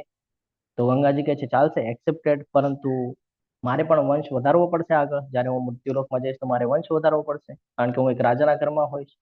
તો એક બાળક તો હું નહીં આપું, જ્યારે કે ઓલરેડી એને શ્રાપ મળેલો છે, તો કે એક બાળક તો હું નહીં આપું. તો એની માટે સક્ષમતા તો કે ભાઈ આ 7 વસુને હું ત્યારે ગંગામાં પધરાવીશ જ્યારે એ લોકો મને પ્રોમિસ કરે કે અમારા અંદરનો અમુક અંશ અમે 8મા પુત્રમાં મૂકશું. બધાએ એક્સેપ્ટ કર્યું કે હા અમારી બધી શક્તિ એ 8મા પુત્રની અંદર અમે આપી દેશું, પ્રવાહિત કરી દેશું. આ કન્વર્સેશન પછી ફાઇનલ થયું કે આ 7ને હું ગંગામાં વહાવી દઈશ, અને આ રીતે એમણે 7 પુત્રને ગંગામાં વહાવી દીધા. અને ત્યાંથી ગંગાજી 8મા પુત્ર વખતે શાંતનુ મહારાજ પૂછે છે, સ્ટોપ થાય છે અને 8મા પુત્રને લઈને વયા જાય છે. અહીંયા સુધીની કથા ક્લિયર છે? યસ પ્રભુજી. ઓકે. આગળ આવીએ તો થોડો સમય જાય છે, વીરમાં છે શાંતનુ મહારાજ, પુત્ર પણ નથી, વંશ આગળ વધારવો છે, પત્ની પણ છોડીને વયા ગયા છે, વીરમાં છે.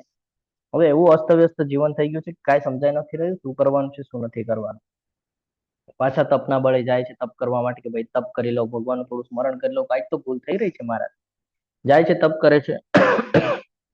તપ કરવા માટે જ્યારે જાય છે તો નદી કિનારે પહોંચે છે, જોવે છે એક કુમાર અવસ્થાનો બાળક પાણીના પ્રવાહને રોકી રહ્યો છે. તો આશ્ચર્ય લાગે છે કે ભાઈ આ બાળકમાં આટલી શક્તિ કે પાણીના પ્રવાહને રોકે છે. તરત એને સ્મરણ થઈ જાય છે ગંગાજીનું કે આ કોઈ બીજું નહીં હોય, આ ગંગાનો પુત્ર હોઈ શકે છે. ગંગાજીનું સ્મરણ કરે છે, ગંગાજી તરત ત્યાં હાજર થઈ જાય છે અને ગંગાજી ત્યારે એને પુત્ર આપે છે કે આ તમારો જ પુત્ર છે, પૂર્ણ સક્ષમ છે, રાજગાદી સંભાળવા પણ સક્ષમ છે અને તમામ પ્રકારનું જ્ઞાન ધરાવે છે, જે તમારા રાજ્ય માટે મોટો ઉદ્ધાર કરી જશે. એવી રીતે કહે છે અને એ પુત્ર સોંપે છે, જેનું નામ હોય છે દેવવ્રત. શું નામ હોય છે એનું? દેવવ્રત. ભીષ્મ તો પછી પડ્યું છે, શું કામ પડ્યું છે આપણે સમજ્યા. દેવવ્રત નામ પડે છે અને ગંગાજી ત્યાંથી વયા જાય છે, દેવવ્રતને લઈ આવે છે, રાજગાદીનું બધું જ્ઞાન આપે છે, સમજાવે છે બધું. ધીરે ધીરે વિરહ થઈ રહ્યો છે, એમને પત્નીની જરૂરત પડી રહી છે કે ભાઈ પત્ની નથી, પત્નીના વિરહમાં અહીંયા ત્યાં ભટકી રહ્યા છે.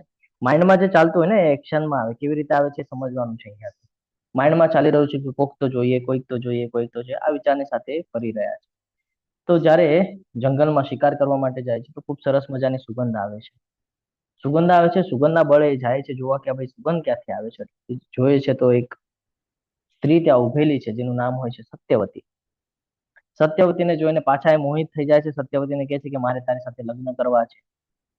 શાંતનુ મહારાજ પણ દેખાવે ખૂબ સરસ હતા તો સત્યવતી પણ એક્સેપ્ટ થાય છે, પરંતુ સત્યવતી કહે છે કે મારા ઘરે આવીને તમારે માગું નાખવું પડશે. મારા જો ઘરવાળા હા પાડે તો પછી લગ્ન નિશ્ચિત કરીએ, એ વગર તો લગ્ન કરવું શક્ય નથી. શાંતનુ મહારાજ જાય છે પ્રસ્તાવ લઈને સત્યવતીના ઘરે. સત્યવતીના પિતાને મળે છે, ટાઈમ કહે છે કે મારે લગ્ન કરવા છે, હું રાજા છું. સત્યવતીના પિતાને ખબર પડે છે કે ઓલરેડી આને એક પુત્ર છે.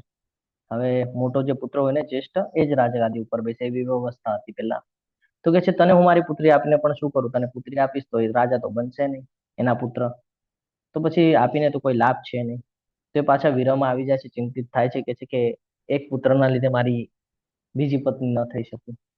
વિરહમાં રહી રહ્યા છે, ચિંતિત થઈ રહ્યા છે, કઈ સમજાય નથી રહ્યું એમને. અને આ જ બાબત એમના પુત્રને દેવવ્રતને ખબર પડે છે કે મારા પિતા કઈક તો ચિંતામાં છે. આજુબાજુ જે હોય ને રાજમહેલમાં, એ લોકોને પૂછે છે બધા દૂતોને કે ભાઈ મારા પિતા શું કામ દુઃખી છે. તો કે તારા પિતા દુઃખી રહેવાની પાછળ સ્ત્રીનું કારણ છે. તો કે શું સ્ત્રીનું કારણ છે? તો કે સત્યવતી નામની એક સ્ત્રી છે, એમને ખૂબ ગમી ગઈ છે ને એમને એની સાથે લગ્ન કરવા. તો કે ભાઈ પ્રોબ્લેમ શું છે, રાજા છે, લગ્ન તો કરી શકે. તો કે ના, પ્રોબ્લેમ એવો છે કે એના પિતાએ એવી રીતે કીધું છે કે ભાઈ તમારો જે જ્યેષ્ઠ પુત્ર છે એ રાજા બનશે, તો હું મારી પુત્રી આપીને મારું નુકસાન ન કરી શકું. દેવવ્રત કે છે એટલો જ પ્રોબ્લેમ છે ને, વ્યવસ્થા કરો એમ કે હું વાત કરું છું એમના પિતાથી. ચલો એમ કે ટાઈમ સમય બધું નિશ્ચિત થાય છે, જાય છે એમના ઘરે, સત્યવતીના ઘરે જાય છે દેવવ્રત અને એમના પિતા સાથે બેસે છે, ચર્ચા કરે છે કે તમને એટલો જ પ્રોબ્લેમ છે ને કે ભાઈ રાજા બનવું છે.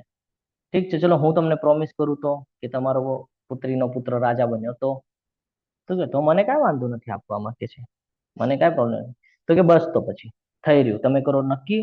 હું અહીંયા તમારી પાસે પ્રતિજ્ઞા લઉં છું કે આજ પછી હું કોઈ દિવસે લગ્ન કરીશ નહીં, બ્રહ્મચારી રહીશ અને બ્રહ્મચર્યનું પાલન કરીશ. અને જે કોઈ પણ રાજા બનશે એ રાજા પ્રતિ હું એકનિષ્ઠ રહીશ અને મારું કર્તવ્ય બજાવીશ. આ જ્યારે ત્યાં પ્રોમિસ કરીને આવે છે, સત્યવતીના પિતા લગ્ન માટે મંજૂરી આપે છે, રેડી થાય છે. ઘરે આવીને શાંતનુને ખબર પડે છે. આ બધા જે દૂત છે આવીને શાંતનુને કહે છે. શાંતનુ મહારાજ ખૂબ ખુશ થઈ જાય છે, પણ અંદર થકી થોડુંક દુઃખ થાય છે કે મારા પુત્રએ મારી માટે આટલું મોટું બલિદાન આપેલું છે. ખબર પડે છે કે મારા પુત્રએ બ્રહ્મચર્યનું પાલન કર્યું અને કહી દીધું કે હું આ મરણ એટલે જ્યાં સુધી હું જીવીશ ત્યાં સુધી જીવીશ ત્યાં સુધી હું લગ્ન નહીં કરું, બ્રહ્મચારીનું પાલન કરીશ. તો આની સાથે જ શાંતનુ મહારાજ એમના તપના બળે એમને કહીએ ને કે વરદાન આપે છે, જે ઈચ્છા મૃત્યુ તરીકે હોય છે ને. આ પ્રતિજ્ઞા જે લીધી છે આને કહેવાય છે ભીષ્મ પ્રતિજ્ઞા. ત્યારથી એમનું નામ પડ્યું ભીષ્મ. તો હવે ખબર છે ગંગા, શાંતનુ, ભીષ્મ ક્લિયર થઈ ગયું. અહીંયા આપણે જોડાયા સત્યવતી સાથે, જેની સાથે લગ્ન થયા હમણાં શાંતનુના. હવે આપણે સમજીએ સત્યવતી કોણ હતી. તો સત્યવતીના બેકગ્રાઉન્ડમાં જે સત્યવતી હતી મત્સ્યગંધા, પાછલા જન્મમાં. એની પણ પાછળનો એક જન્મ છે જ્યાં એક માછલીના પ્રસંગ સાથે કનેક્ટ થાય છે, માછલીને કાપવામાં આવે છે, એમાંથી એક પુત્ર એક પુત્રીનો જન્મ થાય છે, જ્યાં મત્સ્યગંધા હોય છે. સમયના અભાવને કારણે આપણે એના એકદમ બેકગ્રાઉન્ડમાં નથી જતા, ખાલી સત્યવતીથી એક પગલું પાછળ જઈએ છીએ આપણે. મત્સ્યગંધા હોય છે, એ મત્સ્યગંધાનું કામ છે કે એક કિનારેથી બીજા કિનારે વહાણ એટલે કે બોટની અંદર બેસાડીને ખાલી પાર કરાવવાનું કામ છે. બોટ ચલાવવાનું અને પાર કરવાનું. એક સમયની વાત છે, પારાશર મુનિ ત્યાંથી જઈ રહ્યા હોય છે, તો પારાશર મુનિ જાય છે ત્યારે પારાશર મુનિ એમને કહે છે કે ભાઈ મારે એક પુત્રની પ્રાપ્તિ કરાવવાની છે તમારીથી. તો એ કહે છે કે તમારી વાત બધી બરાબર છે પુત્ર પ્રાપ્તિની, પણ તમે છો બ્રહ્મચારી અને તમે તમારા તપના બળે મને ગર્ભધારણા પણ કરાવી દેશો, પુત્ર પણ પ્રાપ્ત થઈ જશે, પણ મારાથી લગ્ન કરશે કોણ? તો કે હું તમને વરદાન આપું છું, તમારું કૌમાર્ય જળવાઈ રહેશે. કે ભાઈ કૌમાર્ય જળવાઈ રહેશે બરાબર છે, પણ મારા અંદર તો વાસ આવે છે, દુર્ગંધ આવે છે, મારી આજુબાજુ આવશે કોણ? તો કે તમારામાં એક એવી સુગંધ હશે ને એમ કે એ સુગંધ બધાને આકર્ષિત કરી જશે. જે સુગંધથી આકર્ષિત થઈને શાંતનુ મહારાજ સત્યવતી સુધી પહોંચ્યા હતા. થાય છે ત્યાં એ બંનેથી એક પુત્રની પ્રાપ્તિ થાય છે, જેનું નામ છે વેદવ્યાસજી. આવી રીતે વેદવ્યાસજીનો જન્મ થાય છે. સત્યવતી અને પારાશર મુનિથી વેદવ્યાસજીનો જન્મ થાય છે. અહીંયા ભીષ્મ પિતામહ જે લગ્ન નથી કરવાના. હવે વિષય આવે છે આગળ. શાંતનુ મહારાજ અને સત્યવતીથી બે પુત્રની પ્રાપ્તિ થાય છે. એક છે ચિત્રાગંધા અને એક છે વિચિત્રવીર્ય. ચિત્રગંધા આ સેમ નામના જીવ સાથે એમનો યુદ્ધ થાય છે ને યુદ્ધમાં એ માર્યા જાય છે, એટલે એમનો વંશ ત્યાં સ્ટોપ થઈ ગયો. હવે વાત આવે છે વિચિત્રવીર્યની. હવે આ વિચિત્રવીર્ય છે એની માટે વંશ આગળ વધારવાનો છે, વંશની ચિંતા છે, આગળ વધારવાનું છે. તો હવે શું કરવાનું પ્રશ્ન થાય છે. તો કે ભાઈ એને કોઈ પુત્રી પ્રાપ્ત થાય એવું કઈ છે નહીં, કઈ કોઈની કન્યા મળે એવું કઈ છે નહીં. તો કે શું કરવાનું? તો કે સત્યવતી જાય છે ભીષ્મ પાસે ને ભીષ્મને કહે છે કે ભાઈ તમારે બાજુના રાજ્ય સાથે જો સારાસારી રાખવી હોય તો આપણે એ લોકો પાસેથી કંઈક કરવું પડશે, કંઈક તો આપણે આગળ આવવું જોઈએ. તો આપણે તો ભીષ્મ તો એવા ભીષ્મ કે શું હું છું ને બધું કરવા માટે સક્ષમ છું. જાય છે ત્યાં ચડાઈ કરે છે ને ત્રણ કન્યાને એ રાજાની કન્યા જે છે ત્રણ એને બંદી બનાવીને લઈ આવે છે, જેનું નામ હોય છે અંબા, અંબિકા અને અંબાલિકા. આ ત્રણ એને બંદી બનાવીને લઈ આવે છે. એમાંથી જે અંબા છે એ અંબા કહે છે કે ભાઈ હું તો આમાં વ્યક્તિ છે ને હું પ્રેમ કરું છું, તમે મને જવા દે. તો ભીષ્મ દાદા છોડી દે છે, કે છે ઠીક છે જા તું વાંધો. હવે અંબા જયારે જાય છે ને સામે તો કે છે કે ભાઈ મને છોડી દીધું છે એ લોકોએ, મારી સાથે લગ્ન કરી લો. તો એ રાજા ના પાડે છે કે હું તારી સાથે લગ્ન ન કરી શકું. એકવાર જે જીતીને વયા ગયા એ હવે હું તારી સાથે લગ્ન કરું તો મારે નીચા જોવું થાય, એટલે હું તારી સાથે લગ્ન નહીં કરું. હવે તું આઝાદ છે, તું જઈ શકે છે. એ ત્યાંથી પાછી આવે છે અને ભીષ્મને કહે છે કે ભાઈ એને મને એક્સેપ્ટ કરવાની ના પાડી દીધી છે. શું કે છે? એને મને એક્સેપ્ટ કરવાનું ના પાડી દીધું છે, તમે મારી સાથે લગ્ન કરો. એ કહે છે કે ભાઈ હું તો બ્રહ્મચારીનું મેં વ્રત લીધું છે, હું ક્યાંથી લગ્ન કરીશ? તો હવે થઈ ગયું, ઇધર ખાઈ ઉધર કુવા, થઈ ગયું ચિંતા વાળું કામ. હવે કે છે કે શું કરવાનું? તો શિવજીની ઉપાસના કરે છે. તો શિવજીની ઉપાસના કરતાની સાથે એમને ઋષિ નજરે ચડે છે અને પછી ઋષિ સાથે વાત કરે છે. તો એ ઋષિ એનું નામ એટલા માટે નથી લેતું કે તમારે ઓળખવાનું છે કયા ઋષિ છે. એ મળે છે અને ઋષિ સાથે ચર્ચા કરે છે કે મારી સાથે આવી આવી ઘટના થઈ છે. પછી એ ઋષિ ભીષ્મ સાથે યુદ્ધ કરે છે. બરાબર, એ આપણે એમ કહી શકીએ ને ચિરંજીવીઓમાંના એક છે, ભગવાનનો એક અવતાર છે. તમારે ચેટ બોક્સમાં લખવાનું છે. એની સાથે યુદ્ધ કરે છે અને ભીષ્મ દાદા પણ નથી જીતતા ને એ પણ નથી જીતતા. પછી એ કહે છે કે તમે એક કામ કરો, શિવજીની ઉપાસના કરો, એ જ આનો યોગ્ય માર્ગ કાઢશે. પાછી શિવજીની ઉપાસના કરે છે અને શિવજી પછી એને વરદાન આપે છે કે જે શું થયું, શું પ્રોબ્લેમ હતો? તો કે આવી આવી રીતે થયું, એને મને જીતીને લઈ આવ્યા અને પછી હવે મારી સાથે લગ્ન કરવાની ના પાડી છે. તો એને જે મારી સાથે આ વ્યવહાર કર્યો છે તેના મૃત્યુનું કારણ હું બનું, મને એવું વરદાન આપો. તો શિવજી એને વરદાન આપે છે કે તથાસ્તુ. નેક્સ્ટ જન્મના અંદર એ શિખંડી બનીને આવે છે અને જે શિખંડી જયારે ભીષ્મ દાદા બાણ લઈને ઉભા થાય છે એની સામે શિખંડી ઉભા રહી જાય છે અને શિખંડી ઉભા રહી જાય તો સ્ત્રી ઉપર બાણ ચલાવાય નહીં, તો એ ખમી જાય છે ને એના ઉપર બાણોની વર્ષા થાય છે ને આપણને બધાને ખબર છે ભીષ્મ દાદાનો અંત કેવી રીતે થયો છે. બાણોની શૈયા ઉપર સુવડાવી દે છે. મૃત્યુનું નિમિત્ત બન્યા એ શિખંડી એ આંબા. એટલે હંમેશા ધ્યાનમાં રાખવાનું છે કોણ કેવી રીતે ક્યાં શું કનેક્શન બને છે ને એ સમજવું ખૂબ જરૂરી છે. કથા બહુ મોટી છે, આ હું બહુ શોર્ટમાં સમજાવું છું તમને મુખ્ય મુદ્દાઓ સાથે. અંબાનો વિષય પૂરો થઈ ગયો, ચિત્રગંધાનો વિષય પૂરો થઈ ગયો. હવે હતા અંબિકા અને અંબાલિકા, આ બે બચેલા હતા. પાછો હવે વિષય થયો કે ભાઈ વિચિત્રવીર્ય સાથે. તો વિચિત્રવીર્ય તો એની પહેલા જ મૃત્યુ પામી ગયા, બાળક કરવાની પહેલા જ એમનું મૃત્યુ થઈ ગયું. પાછી ચિંતા થઈ ગઈ સત્યવતીને કે ભાઈ હવે વંશ આગળ કેવી રીતે વધારવો. પાછું ભીષ્મને કહે છે. તો ભીષ્મ દાદા એક બહુ પહેલાના સમયની વાત કરે છે કે જ્યારે જ્યારે ક્ષત્રિયો પર એવો પ્રસંગ આવ્યો હતો ત્યારે બ્રાહ્મણોના સહાયતાથી વંશ આગળ વધાર્યો હતો. તો ભીષ્મ દાદા આ વાત સત્યવતીને કરે છે કે જ્યારે આવી સિચ્યુએશન ક્રિએટ થાય કે ક્ષત્રિયની સાથે ક્ષત્રિય ન હોય તો બ્રાહ્મણનો સપોર્ટ લેવો બહુ જરૂરી છે.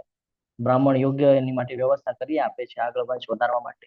તો સત્યવતી કહે છે હવે કયા બ્રાહ્મણ પાસે જવું જોઈએ? તો ભીષ્મ દાદા કહે છે ઓલરેડી તમારો પુત્ર એની માટે કેપેબલ છે. તો કે છે વેદવ્યાસ. તો કે હા, તમારે જઈને એને કેવું પડશે, તમારું સાંભળશે, તમને ટાળશે નહીં. વેદવ્યાસજીને બોલાવવામાં આવે છે. વેદવ્યાસજીને કહે છે કે ભાઈ તમારે તમારા યોગ બળે ગર્ભધારણા કરાવવાની છે. તો કે છે ઓકે, ટાઈમ નિશ્ચિત થાય છે, બધું નક્કી થાય છે, શયનખંડમાં મોકલાવે છે. હવે અંબિકા છે એના રૂપને જોઈને ડરી જાય છે. વેદવ્યાસની લાંબી લાંબી દાઢી ને એવું સ્વરૂપ હોય છે વેદવ્યાસનું.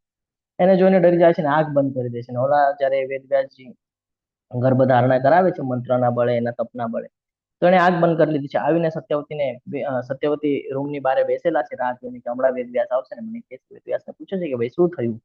તો કે છે ગર્ભધારણા તો થઈ ગઈ છે પણ એક પ્રોબ્લેમ થયો છે. કે શું પ્રોબ્લેમ થયો? તો કે એને આંખ બંધ કરી દીધી છે, પુત્ર આંધળો આવશે. તો અંબિકાનો જે પુત્ર થાય છે એનું નામ ધૃતરાષ્ટ્ર, જે આંખેથી આંધળા હતા. આ જ બાબત જે અંબિકા છે અંબાલિકાને કહે છે. અંબાલિકા પહેલેથી થરથર થરથર કાપે છે. જ્યારે વેદવ્યાસજી અંદર જાય છે તો એ બહુ ડરેલા હોય છે અને ડરેલા હોવાને સમયે ગર્ભધારણા કરાવે છે. જોજે આપણો સ્વભાવ કેટલો મહત્વનો છે. તો એ ડરેલા હોય છે. ડરતા સમયે ગર્ભધારણા કરાવવામાં આવે છે તો એના પુત્ર જે છે એ ડરપોક નીકળે છે, જેનું નામ છે પાંડુ. કમજોર હોય છે. તો હવે આંધળાઓ તો રાજગાદી ચલાવી નહીં શકે. પાંડુ ડરપોક છે તો એને રાજા બનાવી ન શકાય. પાછો પ્રશ્ન નિર્માણ થયો.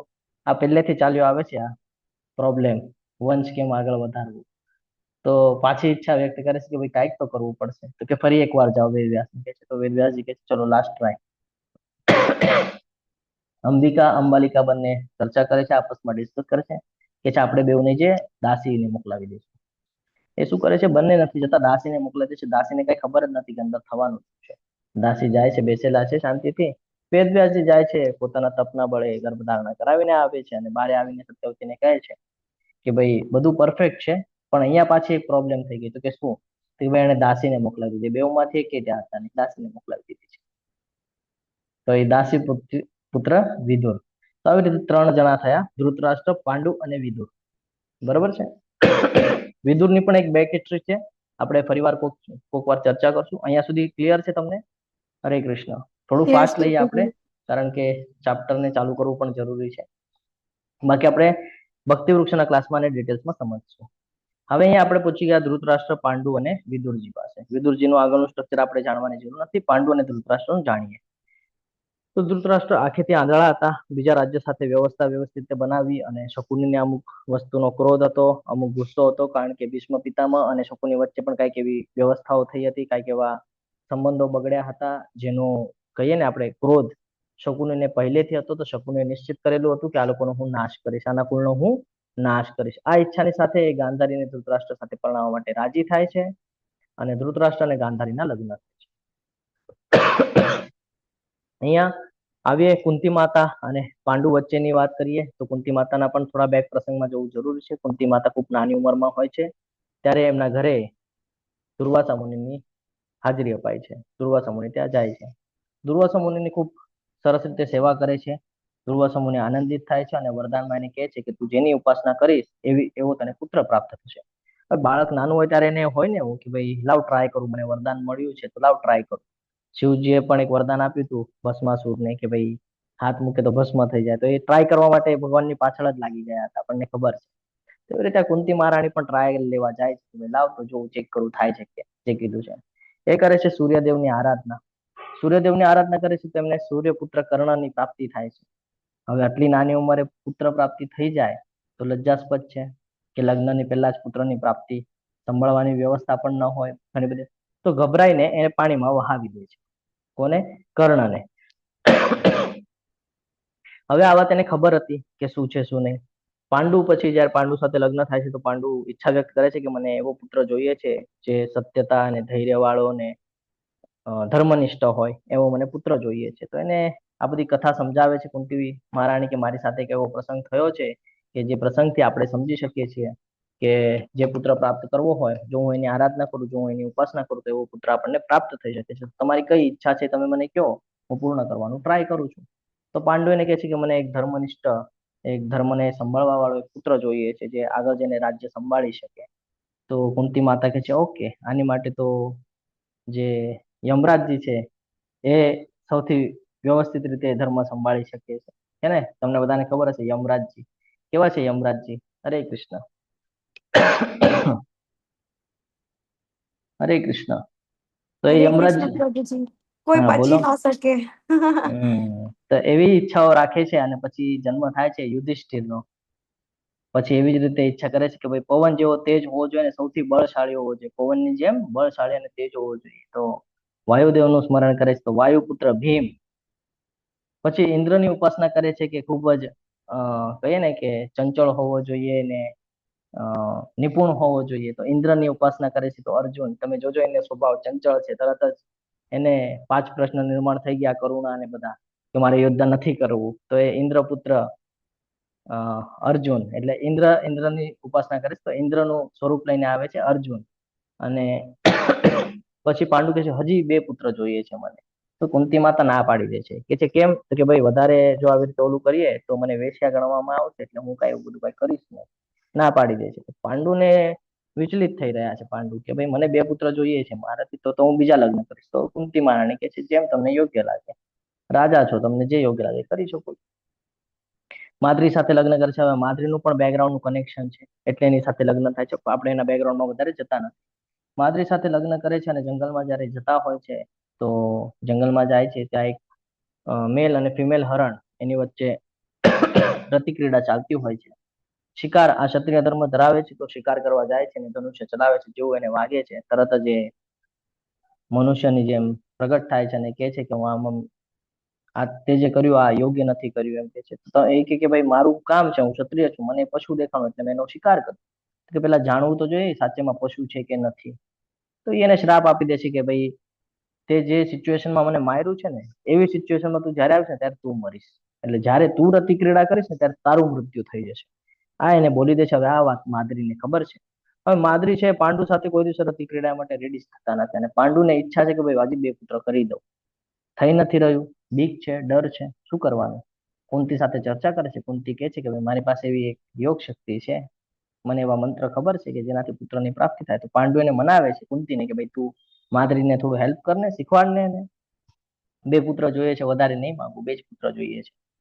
તો કે છે ઠીક છે, નહીં પુત્ર જોઈએ છે, કે છે 2 નહીં, સોરી પુત્ર જોઈએ છે. તો કે ઠીક છે, વાંધો નહીં. કુંતી મહારાણી જાય છે, માદ્રીને કહે છે હું જેમ કહું એમ બધું કરવાનું તમારે.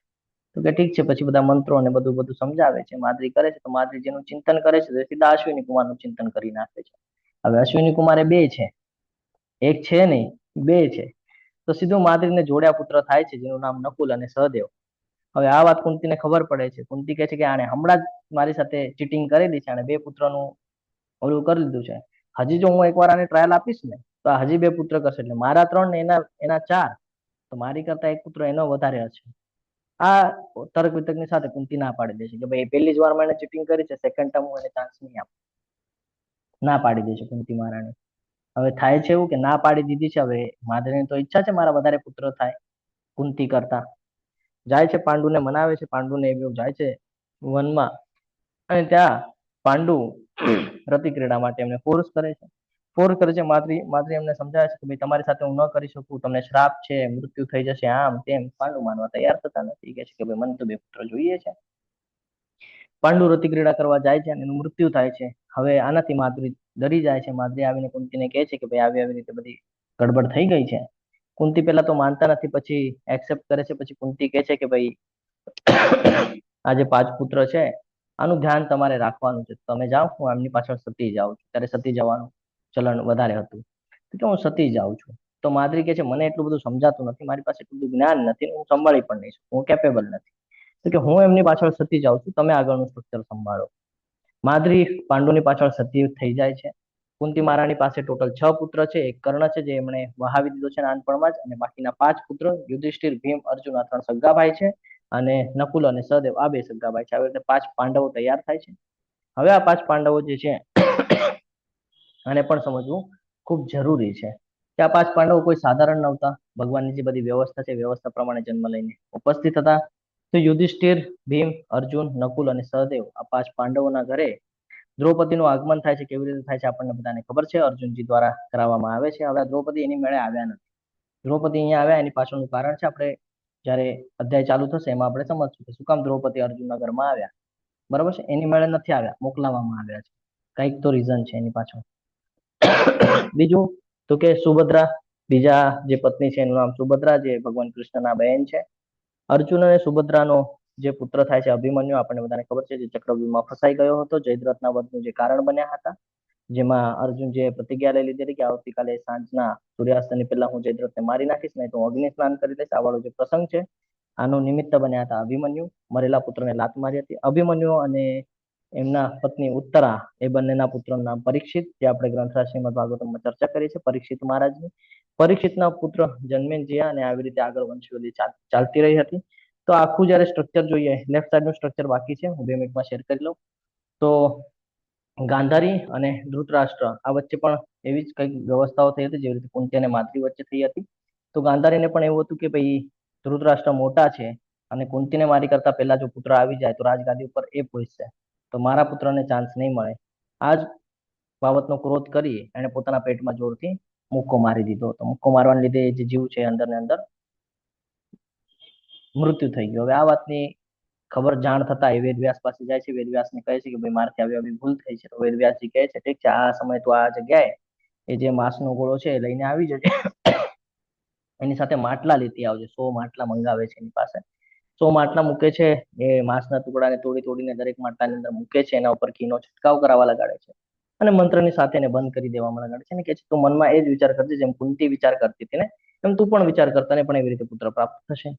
હવે એના વિચારો કંઈક અલગ પ્રકારના હતા. એના વિચારો તો કુંતી સાથે ક્રોસ ના હતા કે એને મારી સાથે આવું કર્યું, છળ કપટ વાળા વિચારો હતા. તો એવો જ વિચારની સાથે દુર્યોધન એ જે માંસનો ગોળો મૂક્યો તો દુર્યોધનનો જન્મ થાય છે.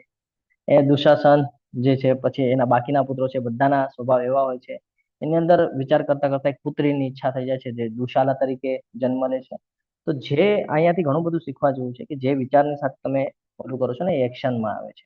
પુત્રની પ્રાપ્તિ એવી થાય છે. એટલે પુત્ર પ્રાપ્તિ વખતે વિચાર કરીને પુત્ર પ્રાપ્ત કરવાનો છે કે આપણે એને ભગવાનના શરણે આપવાનો છે કે ભૌતિક જગતમાં ફસાવાનો છે, એ આપણા ઉપર ડિપેન્ડ છે. એટલે અહીંયાથી આ સમજવું ખૂબ જરૂર છે. તો આ રીતે આખું સ્ટ્રક્ચર તૈયાર થાય છે. અહીંયા સુધી ક્લિયર છે? હરે કૃષ્ણ.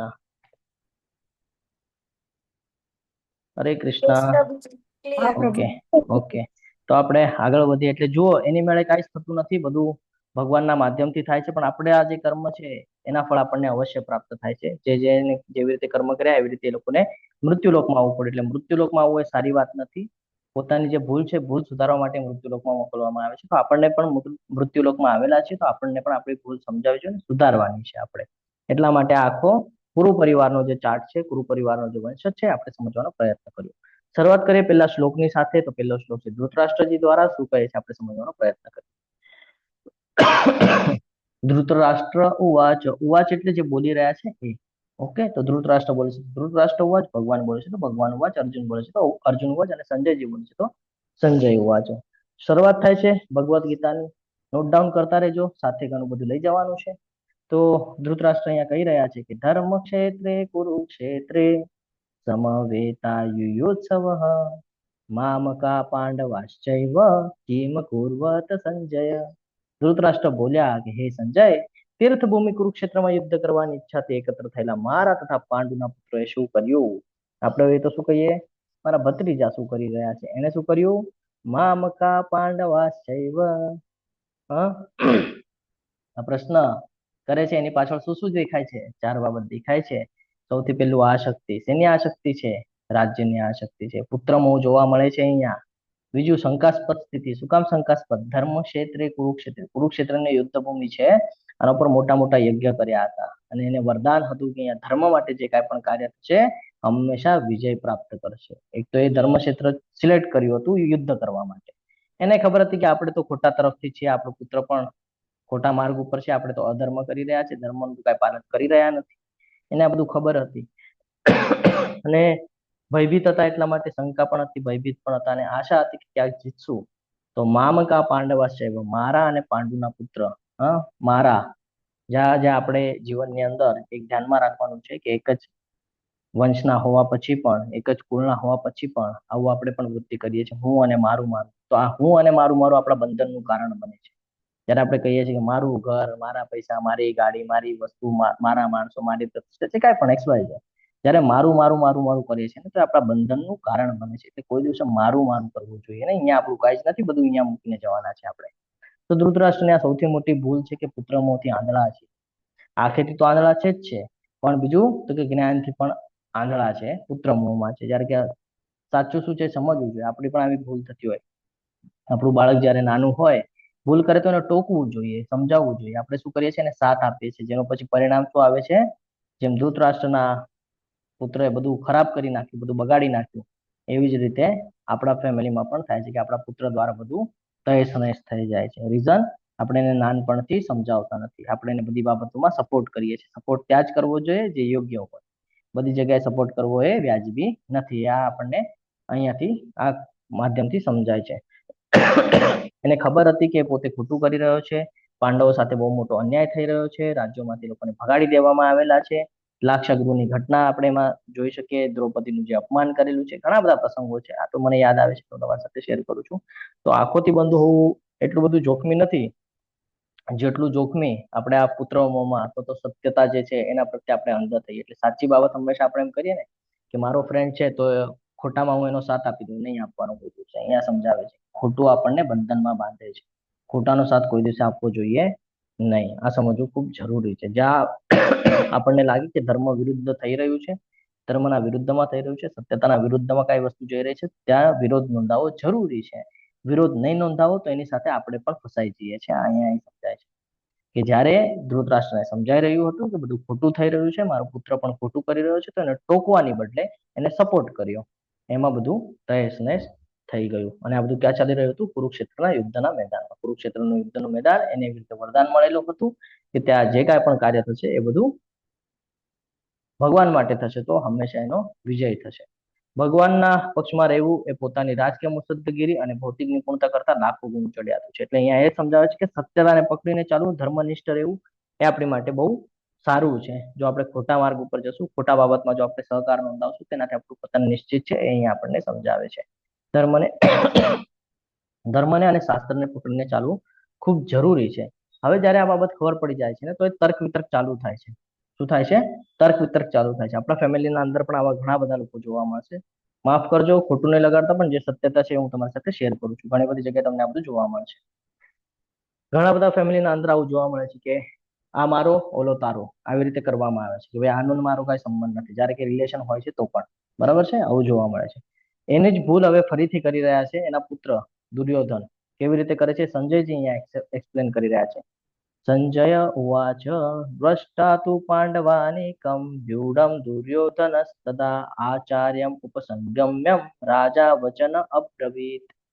સંજયજી બોલ્યા, હે રાજા, ધૃતરાષ્ટ્રને કહી રહ્યા છે સંજયજી, લાઈવ ટેલિકાસ્ટ કરે છે ને, તો એ કહી રહ્યા છે પાંડુ પુત્રોની સેનાને વ્યૂહરચનામાં ગોઠવાયેલી જોઈને રાજા દુર્યોધને પોતાના ગુરુ પાસે ગયો અને આ પ્રમાણે વચન.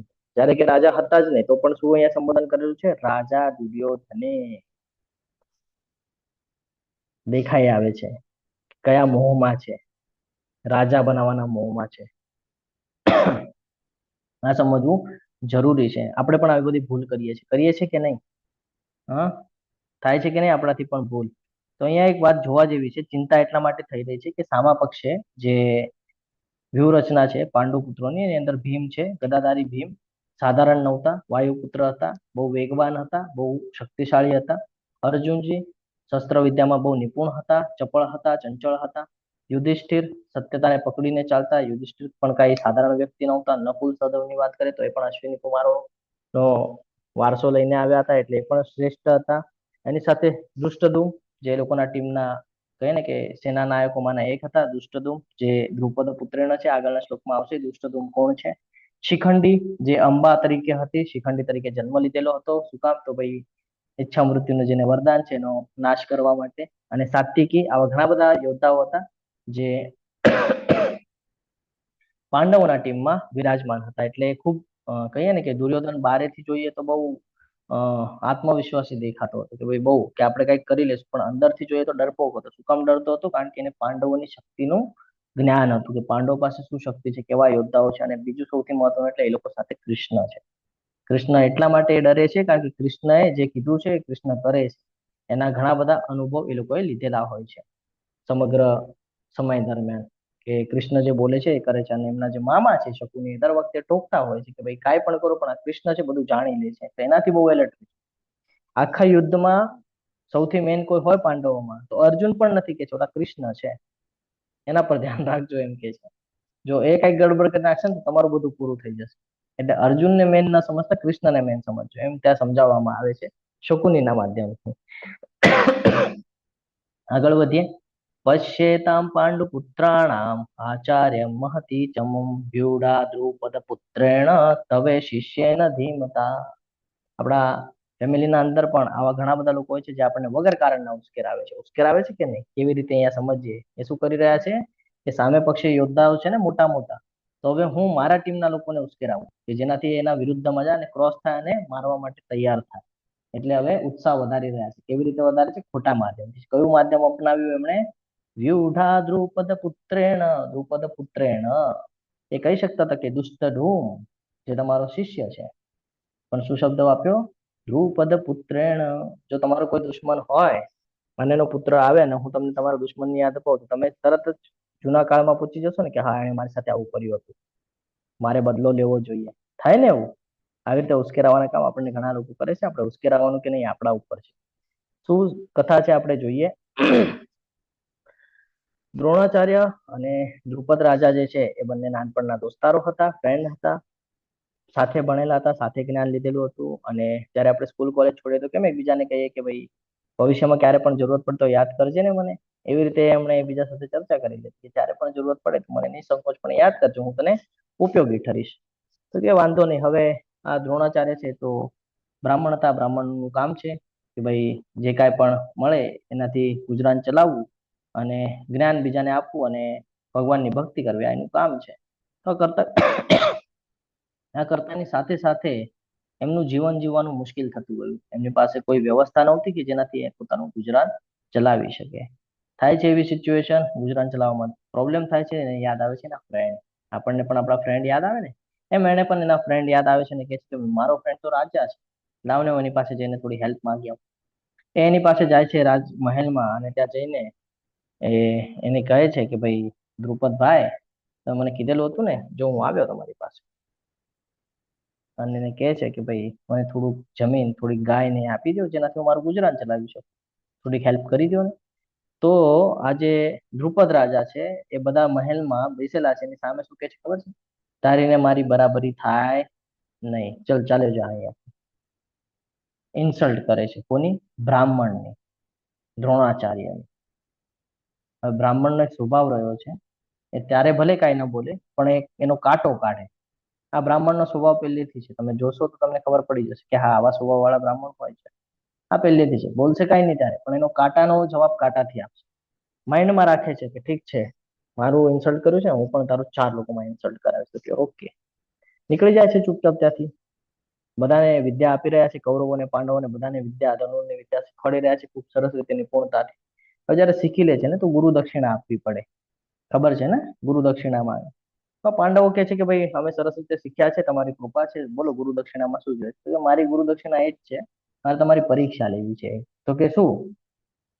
પેલા બાજુમાં ઓલું રાજ્ય છે ને ત્યાં દ્રુપદ રાજા છે, તમે એ રાજાને બંદી બનાવીને લાવો તો હું માનું કે તમે પરફેક્ટ શીખ્યા છો એમ. તો કે આટલી કેવી વાત? વાંધો નહીં. 5 પાંડવો જાય છે ટીમને લઈને અને દ્રુપદ રાજાને જીતીને બંદી બનાવીને લઈ આવે છે. બંદી બનાવીને લાવીને જયારે એની સામે ઊભું કરે છે દ્રોણાચાર્ય સામે, તો દ્રોણાચાર્ય શું વાક્ય વાપરે છે સાંભળજો, જે દ્રુપદ રાજાએ વાપર્યા હતા. આ તો કમજોર છે એમ કે, આ કમજોરને ક્યાં મારે મારવું, છોડી દો એમ કે આને. શું કર્યું? ઇન્સલ્ટ નો જવાબ ઇન્સલ્ટ થી આપ્યો કે છે છોડી દો આને. હવે એમને એમ છોડી દઈએ ને રાજાને બંદી બનાવીને કમજોર સમજીને, તો આખા રાજ્યમાં એની થૂથું થઈ જાય કે ભાઈ આ એટલો બધો કમજોર છે કે ભાઈ દ્રોણાચાર્યને એમને છોડી દીધો એટલે એની વેલ્યુ 0 કરી નાખી. આખા રાજ્યમાં એ રાજાની વેલ્યુ 0 કરી નાખી કે હવે પછી આને કોઈ. હવે આ વાતનો એને ક્રોધ આવ્યો. કોને? દ્રુપદ રાજાને. તો દ્રુપદ રાજાએ એક યજ્ઞ કર્યો જેના અંદર બે પુત્રની અપેક્ષા રાખી કે એક પુત્ર અને એક પુત્રીની પ્રાપ્તિ થાય જે દ્રોણાચાર્યનો વિનાશ કરે, એના મૃત્યુનું કારણ બને. અને એની સાથે જે પુત્રની ઉત્પત્તિ થઈ એ છે દ્રુપદ પુત્ર દુષ્ટધુમ્ન. હવે આને ખબર હતી કે આ દુષ્ટધુમ્ન મારા મૃત્યુનું કારણ બનશે, તો પણ એ બ્રાહ્મણ હોવાને લીધે એમણે એને પૂર્ણ વિદ્યા શીખવાડી. આપણે હોઈએ તો આપણને ખબર પડે કે ભવિષ્યમાં મને મારી નાખશે, તો આપણે એને શીખવાડીએ છીએ, નથી શીખવાડતા, આપણે ના પાડી દઈએ. પણ અહીંયા એને એનો ધર્મ નિભાવ્યો. મારો ધર્મ છે, મારી પાસે દુશ્મન આવે કે દોસ્ત આવે, બધાને મારે યોગ્ય જ્ઞાન આપવાનું છે. તો એને એને ન્યાય આપ્યો એ જગ્યા પર. એને દ્રુપદ પુત્ર જે દુષ્ટધુમ્ન છે એને પૂર્ણ જ્ઞાન શીખવાડ્યું. પરંતુ થયું એવું કે એને પણ ખબર હતી કે આ બહુ ચાલાક છે, પુત્રથી ખાલી કામ નહીં ચાલતું, પુત્રીનું પણ એને ઓલું કર્યું. અને દ્રૌપદી જે એમની પુત્રી છે દ્રુપદ રાજાની, એને મોકલાવી પાંડવોના ટીમમાં કે એ કારણ બનશે આ લોકોના વિનાશનું. સમજાયું હવે શું કામ મહાભારતનું યુદ્ધ થઈ રહ્યું હતું? એમને એમ નથી થયું, એની પાછળ ઘણા બધા કથાઓ, ઘણી બધી બેકગ્રાઉન્ડ હિસ્ટ્રીઓ છે. મેં તો તમને 20% જ કીધી છે, હજી 80% હિસ્ટ્રી બાકી છે. આપણે કોઈક વાર ભક્તિ વૃક્ષના ક્લાસમાં ચર્ચા કરશું. તો એ એવી રીતે ક્રોધ અપાવે છે કે ભાઈ તમારો જે દુશ્મન છે ને દ્રુપદ પુત્ર, દ્રુપદ રાજા જે તમારો દુશ્મન છે એનો આ પુત્ર છે, ને હવે આ તમને મારવા માટે અહીંયા સામે ઉભો છે, જુઓ તમારી ભૂલના લીધે. આ ભૂલ ન કરત તો આવું બધું થાત ને. એવી રીતે કરીને ક્રોધ અપાવે છે. એવા ભાષામાં બોલે છે કે જેનાથી એને ક્રોધ આવે.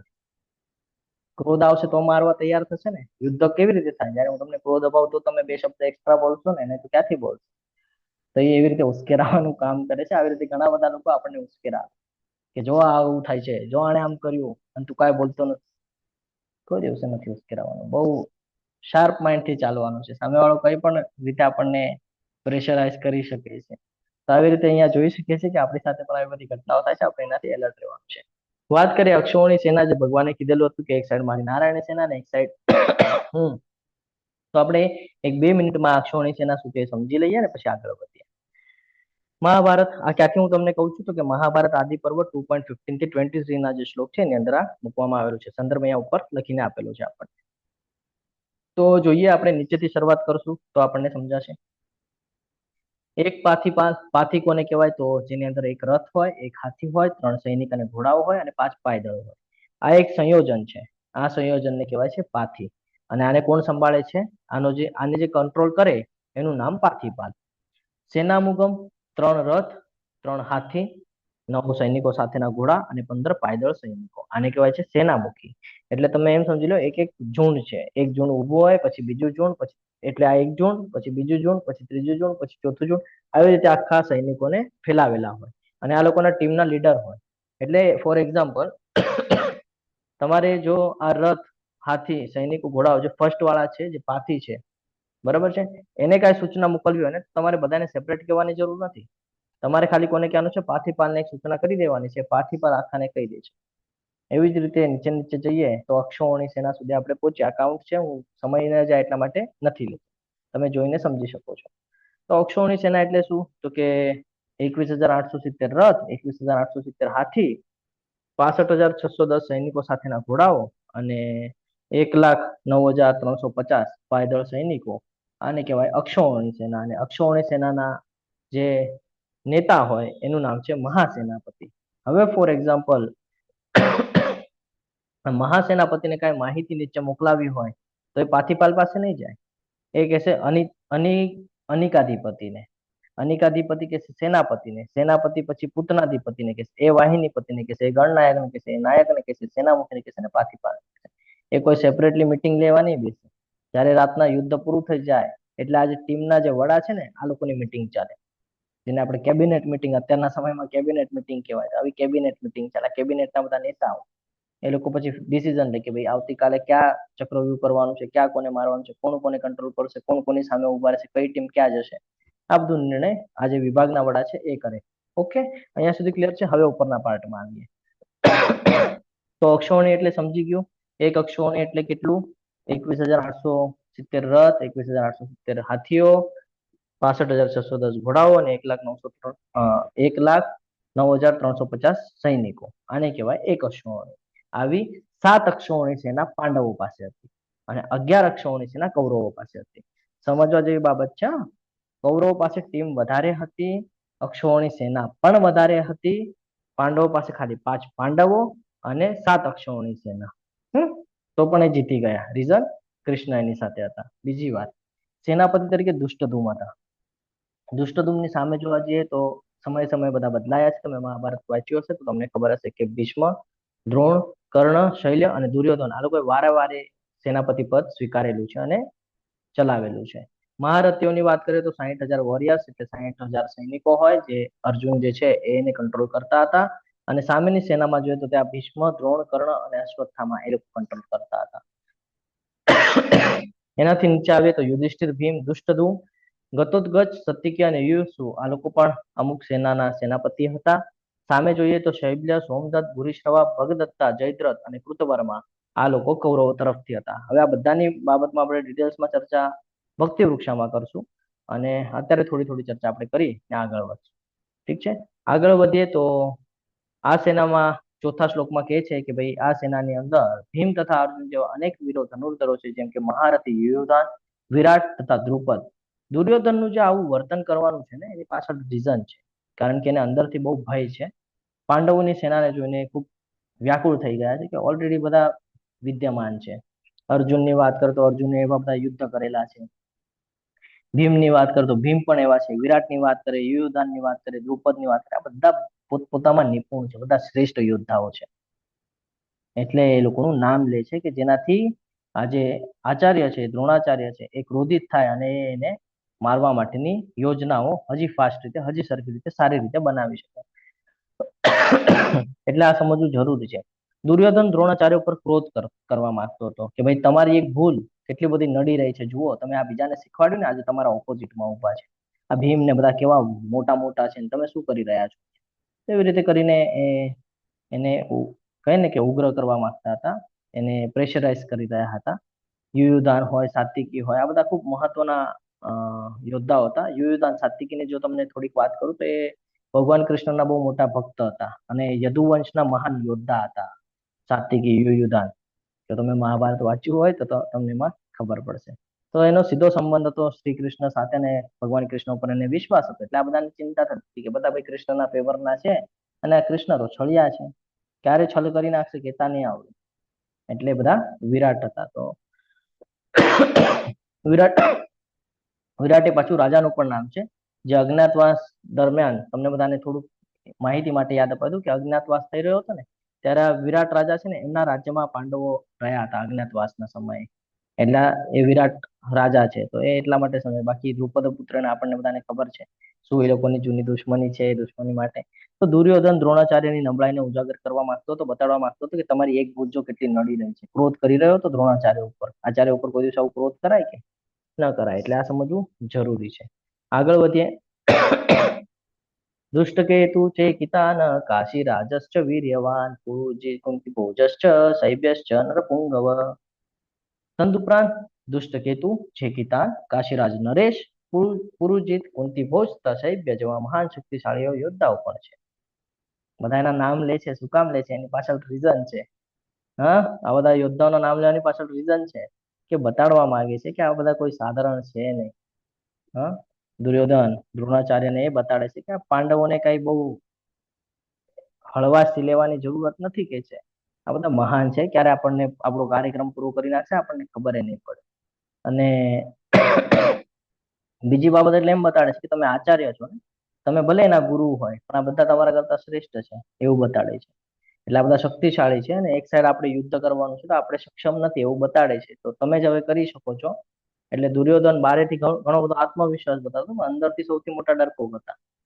અંદરથી એ જે પાંડવોની જે તાકાત છે એ જોઈને અંદર ડરી રહ્યા હતા. એટલે આ સમજવું પણ જરૂરી છે. એટલે એક એક કરીને બધા એના નામ લઈ રહ્યા છે. બધા મહાન મહાન યોદ્ધાઓના નામ લે છે કે દુષ્ટકેતુ, ચેકિતાન, કાશીરાજ નરેશ. આ બધાની ચર્ચા પણ આપણે આગળ કરીએ. જો અહીંયા આવેલું છે તો આપણે ચર્ચા કરી લઈએ. આજે દુષ્ટકેતુ છે એ શિશુપાલના પુત્ર છે. શિશુપાલ, હવે અહીંયા એક વાત સમજવા જેવી છે ઘણી બધી કે શિશુપાલ કોણ હતા? આપણને બધાને ખબર છે ભગવાન કૃષ્ણ સાથેનું શું કનેક્શન હતું એમ. કોને ખબર છે શિશુપાલનું કનેક્શન? હરે કૃષ્ણ. કોઈને ખબર છે શિશુપાલ કોણ હતા ભગવાનના? અચ્છા, શિશુપાલના માતા કોણ હતા ભગવાનના? શિશુપાલ ભગવાનના શાળા હતા.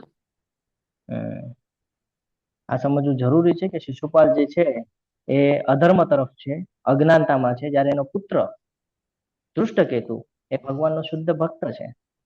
એટલે તમે એમ જોઈ શકો છો કે આપણા ઉપર ડિપેન્ડ છે આપણે કોનો સાથ આપવો જોઈએ. ભલે આપણે કોઈ પણ આપણે એમ કહીએ છીએ ને કે મારા ઘરમાં તો આ બધું ચાલતું નથી. અરે ઘરમાં કયા પણ જો તમે, પ્રહલાદ મહારાજ અસુરના ઘરમાં હતા તો એ ભગવાનના ભક્ત હતા. ઘણા બધા લોકોને એવું થાય પ્રભુજી અમારા ઘરમાં તો ચાલતું, અરે ચાલે ન ચાલે પછીની વાત છે. અહીંયા તો શિશુપાલે ખરાબ હતા, તો એનો પુત્ર તો ભગવાનનો ભક્ત હતો. તો આ જાણવું જરૂરી છે કે આપણે ધર્મનો સાથ આપીએ છીએ કે અધર્મનો. અધર્મનો આપશું તો આપણે ફસાઈ જશું. એટલે આ સમજવું જરૂરી છે.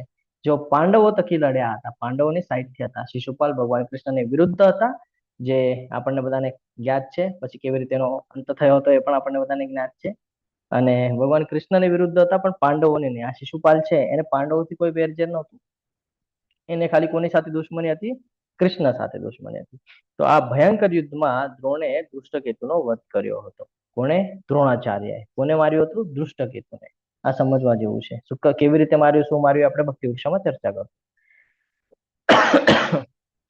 ચેકિતાન છે એ વૃષ્ણિ વંશજમાંના એક યાદવ છે. મેં હમણાં તમારી ચર્ચા કરી. તે ખૂબ જ મહાન પરાક્રમી એવા મહારથી હતા અને પાંડવ સેનાના કમાન્ડર ઇન ચીફમાં એક હતા. એટલે સેનાપતિ કહેવાય જેને, એ સેનાપતિ હતા.